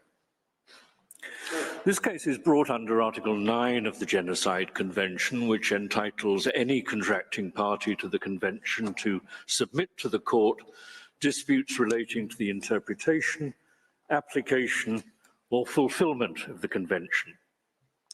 The court does not at this stage have to determine whether or not Israel has or has not acted contrary to its obligations under the Genocide Convention. That can only be done at the merits stage. It's concerned now only with the question of what provisional measures are required pending the court's final decision on the merits. The court's jurisprudence points to 5 requirements for the ordering of provisional measures. The first is that there should be prima facie jurisdiction, and that was addressed by Professor Dugard. The second is that there should be a link between the measures requested and the rights underlying the main claim. This requirement is plainly satisfied. The measures request an order that Israel does not violate the very rights secured by the Genocide Convention as set out in South Africa's application. The third is the plausibility of the rights that are claimed. Professor du Plessis explained that this is clearly satisfied.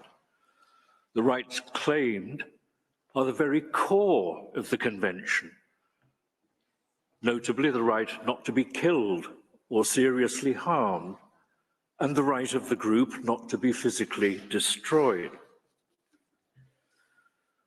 Fourth and fifth, there must be a risk of irreparable prejudice capable of arising prior to the final determination of the dispute, and there must be urgency.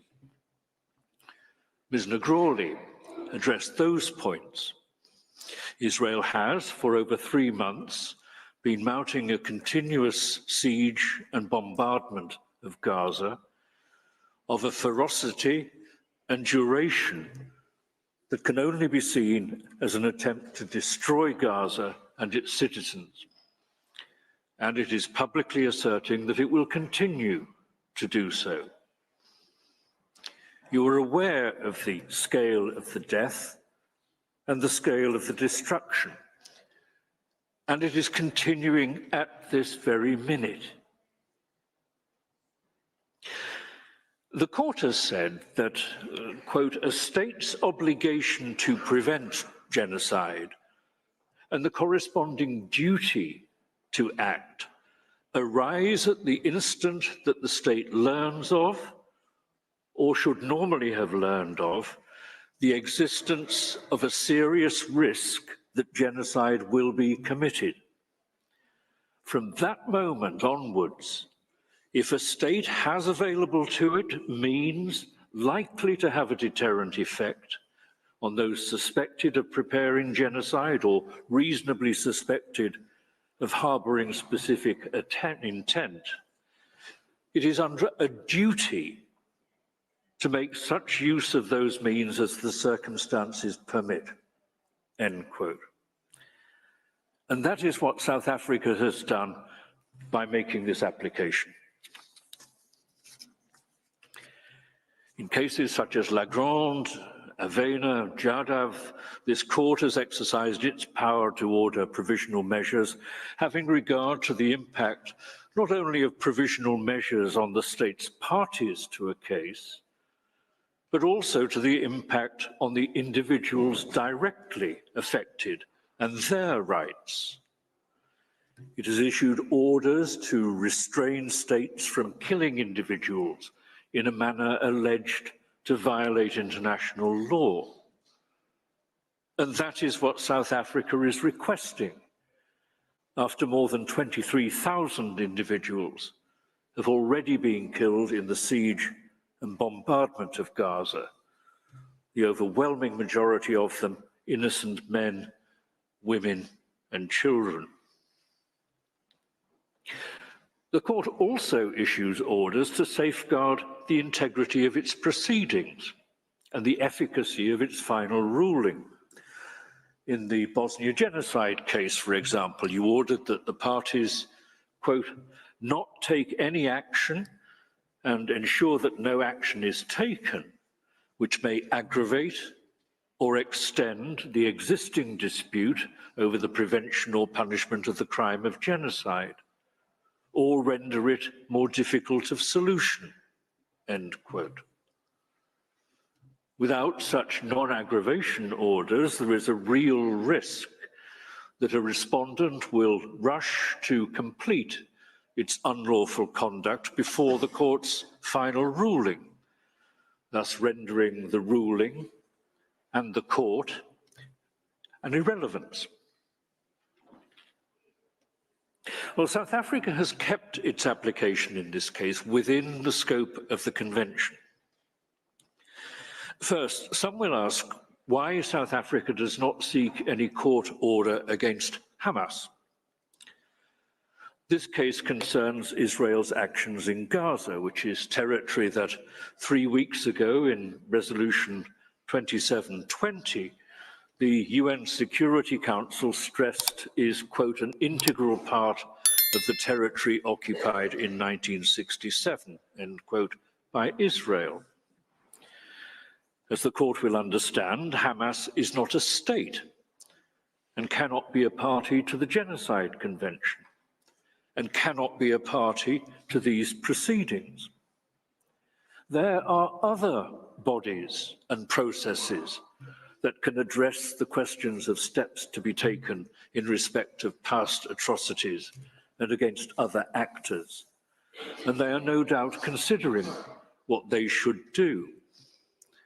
But as a matter of law, under the Convention, South Africa cannot request an order from this court against Hamas. Secondly, South Africa understands that not all violence constitutes genocide. Acts of ethnic cleansing, collective punishment, the targeting of civilians, attacks on hospitals and other war crimes are all unlawful, but they do not always violate the Genocide Convention. Genocide requires an intent to destroy, in whole or in part, a national, ethnical, racial, or religious group. But the fact that what Israel is doing in Gaza may also constitute war crimes or crimes against humanity is no defense and no bar to a charge of genocide. South Africa has set out its request for relief in paragraph 111 of its application and its request for provisional measures in paragraph 144. The reasoning behind the requests is pragmatic. The first two paragraphs of the provisional measures request call for the suspension of Israel's military operations in and against Gaza. Israel's continuing operation in Gaza since the 7th of October attack is the focus of this case. Minister Lamola has recalled the fact that South Africa has condemned the 7th of October attack. Israel says that Palestine and Palestinians are not its target and that its aim is to destroy Hamas. But months of continuous bombing, flattening entire residential blocks, and cutting off food and water and electricity and communications to an entire population cannot credibly be argued to be a manhunt for members of Hamas. It is an indiscriminate attack, killing, maiming, and terrorizing the entire population of Gaza with no regard to questions of innocence or guilt, obliterating the homes and cities in which they live, and destroying any practical possibility of their return to make their homes amidst the rubble. Israel's actions both attack Palestinians in Gaza directly and also prevents humanitarian relief reaching them. Palestinians face death from continuing bombardments and shootings, and death from starvation and disease, which is even more indiscriminate, but usually slower. In recent days, the United States has said again that far too many civilians are being killed.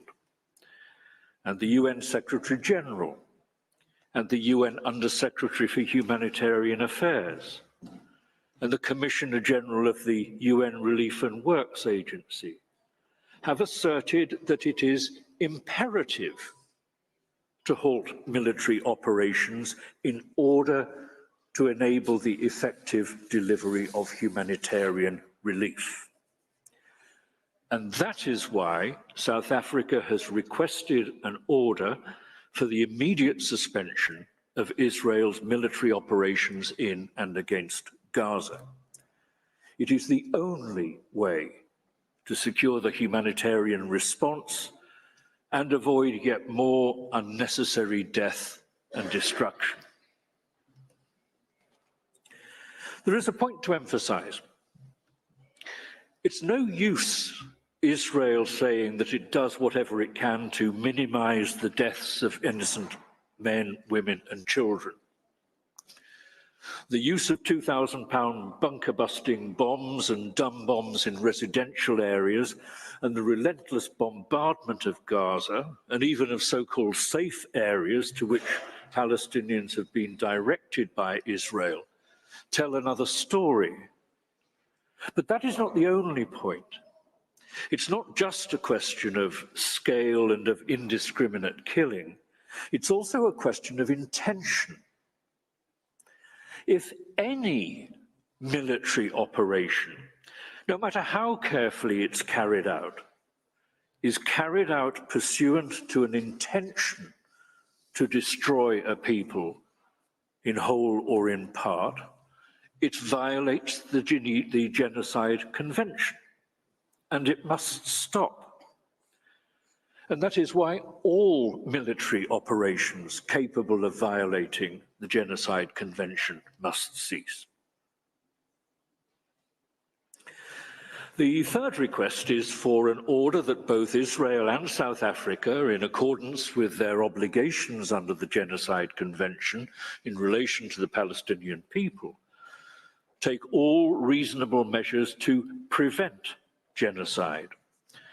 The fourth and fifth measures then spell out these general obligations in terms of the specific instances of offences listed in Articles 1, 2 and 3 of the Convention. The sixth requested measure addresses the fact that, aside from its own acts, the government of Israel is legally bound to prevent and punish others who engage in or incite or actively support conduct that violates the Genocide Convention. Until the reported intervention of the Attorney General 36 hours ago, Israeli authorities appear to have done practically nothing to stop the flow of genocidal rhetoric, including statements emanating from the ranks of public officials. Indeed, the toleration, even normalization of such incitement has become a matter of concern within Israel itself. And that is why this measure is sought. This case is important. Lives are at stake. Israel's credibility and reputation are at stake. Yet evidence that could determine whether or not particular acts violate the Genocide Convention is being lost or destroyed, while fact-finders and foreign journalists are unable to report freely from Gaza. Hence the seventh request, which is for an order directing the preservation of evidence. And finally, South Africa asks that the court require specific reports from Israel on what it is doing to implement the order.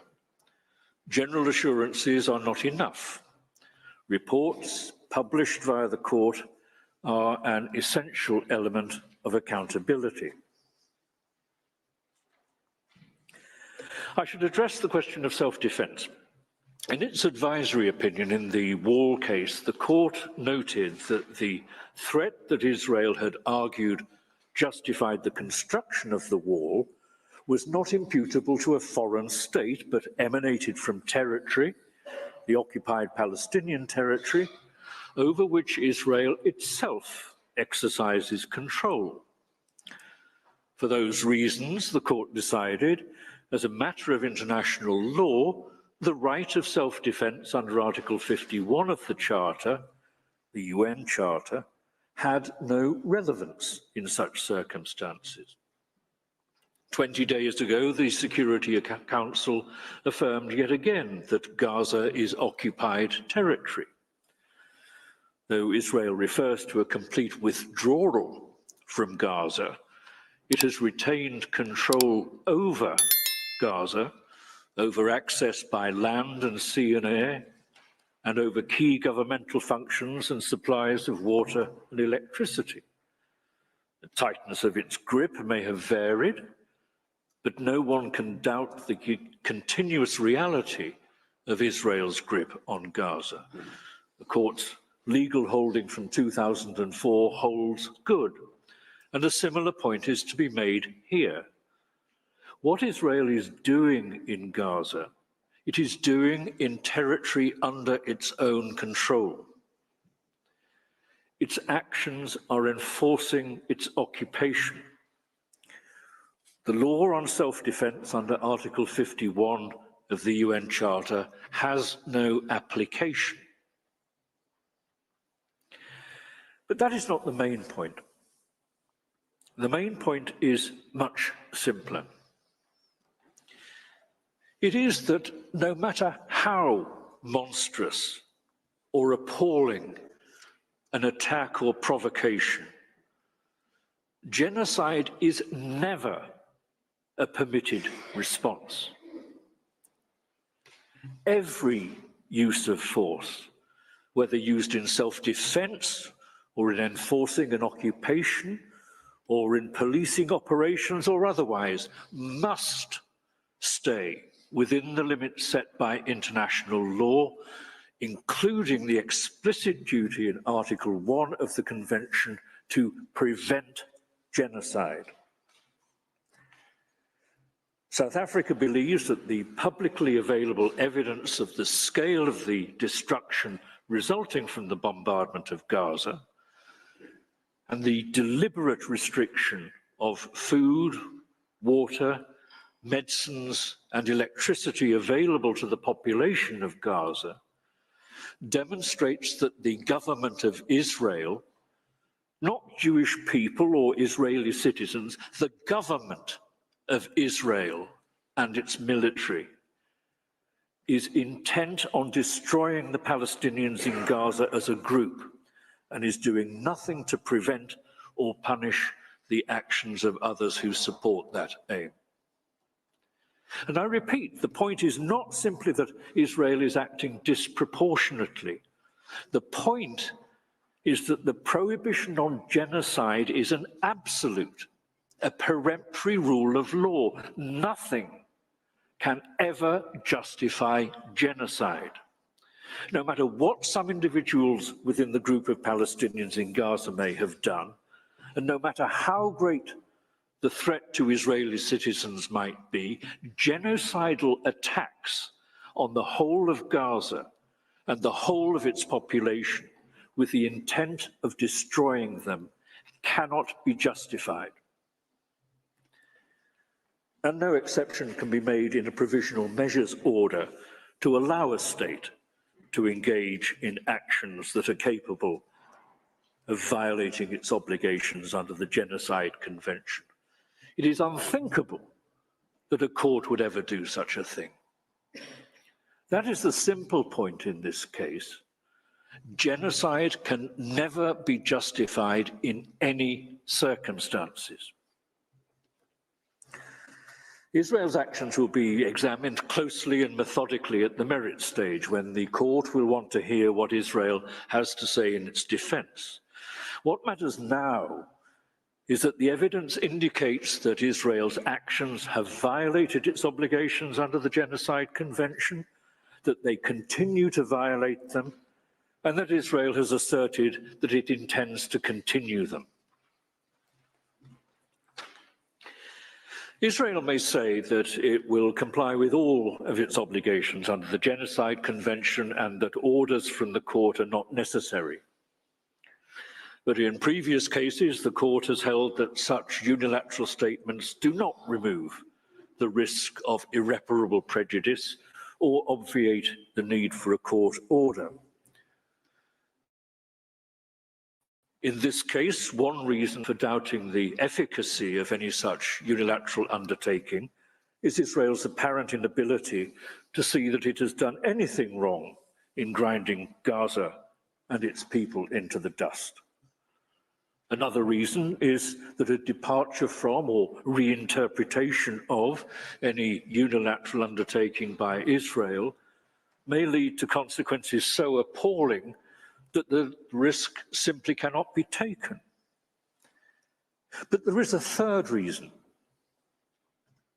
As was noted during the submissions to this court in the case concerning the reservations to the Genocide Convention in 1951, quote, "The obligation to submit disputes concerning the interpretation or execution of the Convention to the International Court of Justice was regarded as one of the prime guarantees of the due fulfillment of the basic obligation to prevent and punish the crime of genocide," end quote.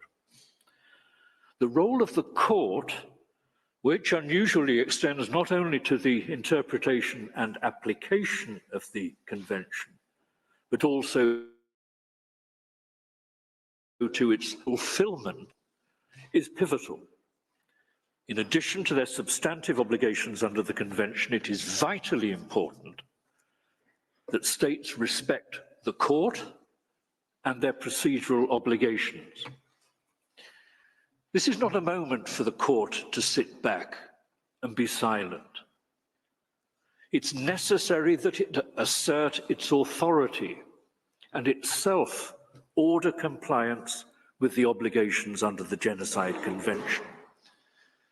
Indeed, it's hard to think of a case in recent history which has been so important for the future of international law and of this court. Madam President, members of the court, that concludes my submission. I thank you for your attention, and unless I can help you further, I would ask that you call on South Africa's agent to read out the request for relief. I thank Professor Lowe, and I now invite the agent of South Africa, His Excellency, Mr. Vusumuzi Madonsela, to address the court. You have the floor, Excellency.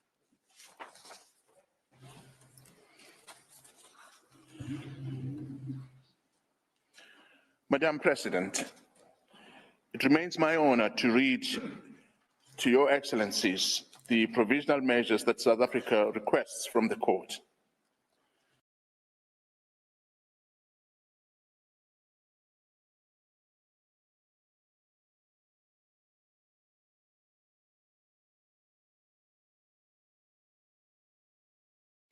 You have heard the reasons set out which justify the measures being sought. To sum up, the indication of provisional measures is, we recognize, without prejudice to the merits of the underlying claim.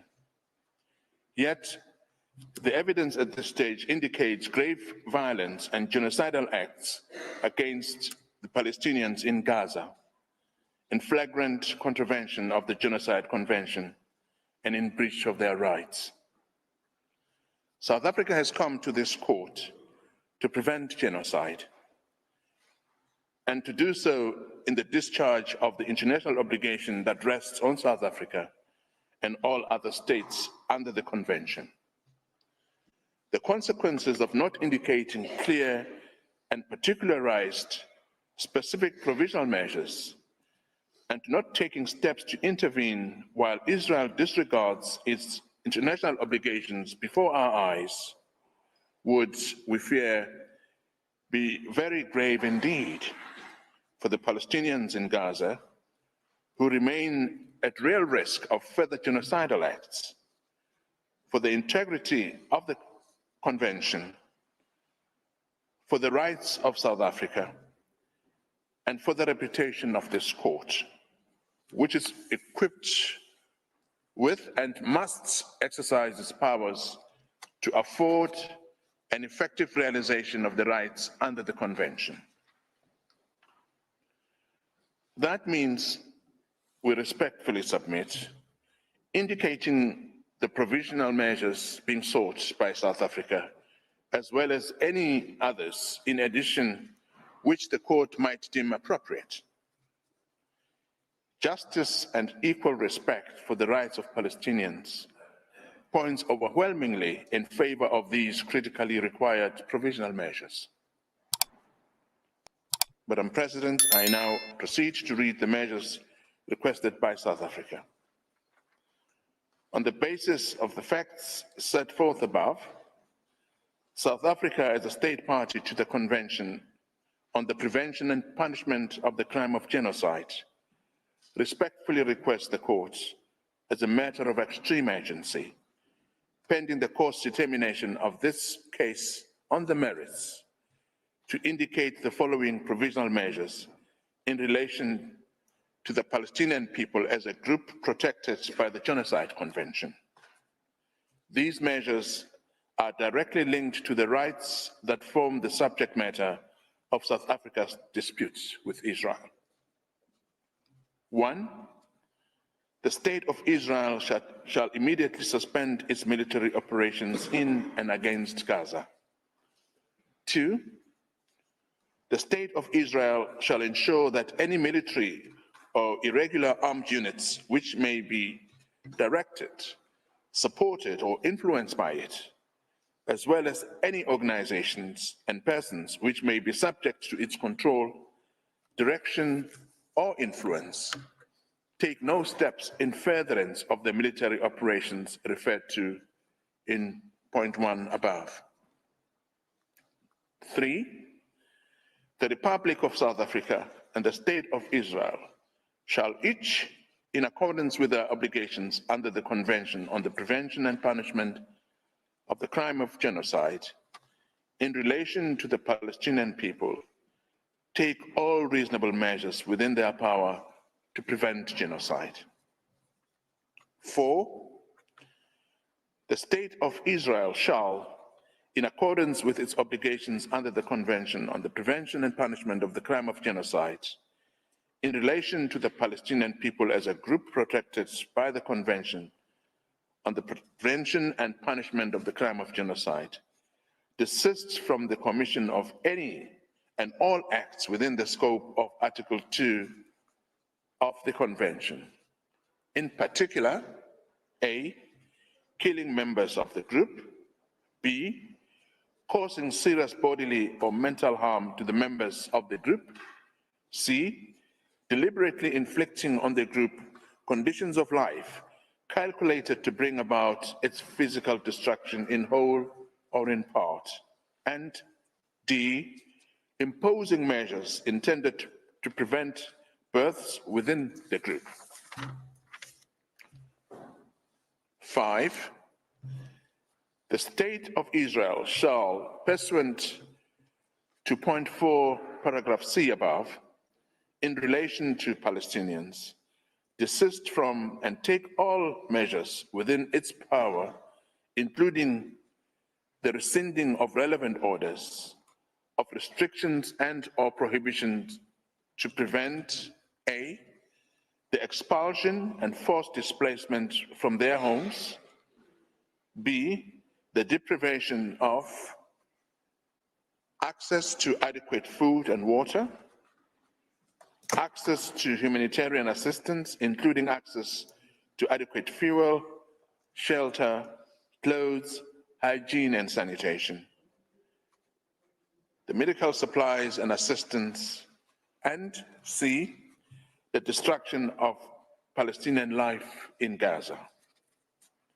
Number 6, the State of Israel shall, in relation to Palestinians, ensure that its military, as well as any irregular armed units or individuals which may be directed, supported, or otherwise influenced by it, and any organizations and persons which may be subject to its control, direction, or influence, do not commit any act described in 4 and 5 above, or engage in direct and public incitement to commit genocide, conspiracy to commit genocide, attempt to commit genocide, or complicity in genocide. And insofar as they do engage therein, that steps are taken towards their punishment pursuant to Articles 1, 2, 3, and 4 of the Convention on the Prevention and Punishment of the Crime of Genocide. Number 7, the state of Israel shall take effective measures to prevent the destruction and ensure the preservation of evidence related to allegations of acts within the scope of Article 2 of the Convention on the Prevention and Punishment of the Crime of Genocide. To that end, the State of Israel shall not act to deny or otherwise restrict access by fact-finding missions, international mandates, and other bodies to Gaza to assist in ensuring the preservation and retention of said evidence. Number 8, the State of Israel shall submit a report to the court on all measures taken to give effect to this order within 1 week, as from the date of this order, and thereafter at such regular intervals as the court shall order, until a final decision on the case is rendered by the court, and that such reports shall be published by the court, I beg your pardon. Number 9, the State of Israel shall refrain from any action and shall ensure that no action is taken which might aggravate or extend the dispute before the court or make it more difficult to resolve. Thank you, Madam President and distinguished members of the court. That concludes South Africa's address. Thank you. I thank the agent of South Africa, whose statement brings to an end the single round of oral argument of South Africa, as well as this morning's sitting. The court will meet again tomorrow, 12 January 2024 at 10 a.m. to hear the single round oral argument of Israel. The sitting is adjourned.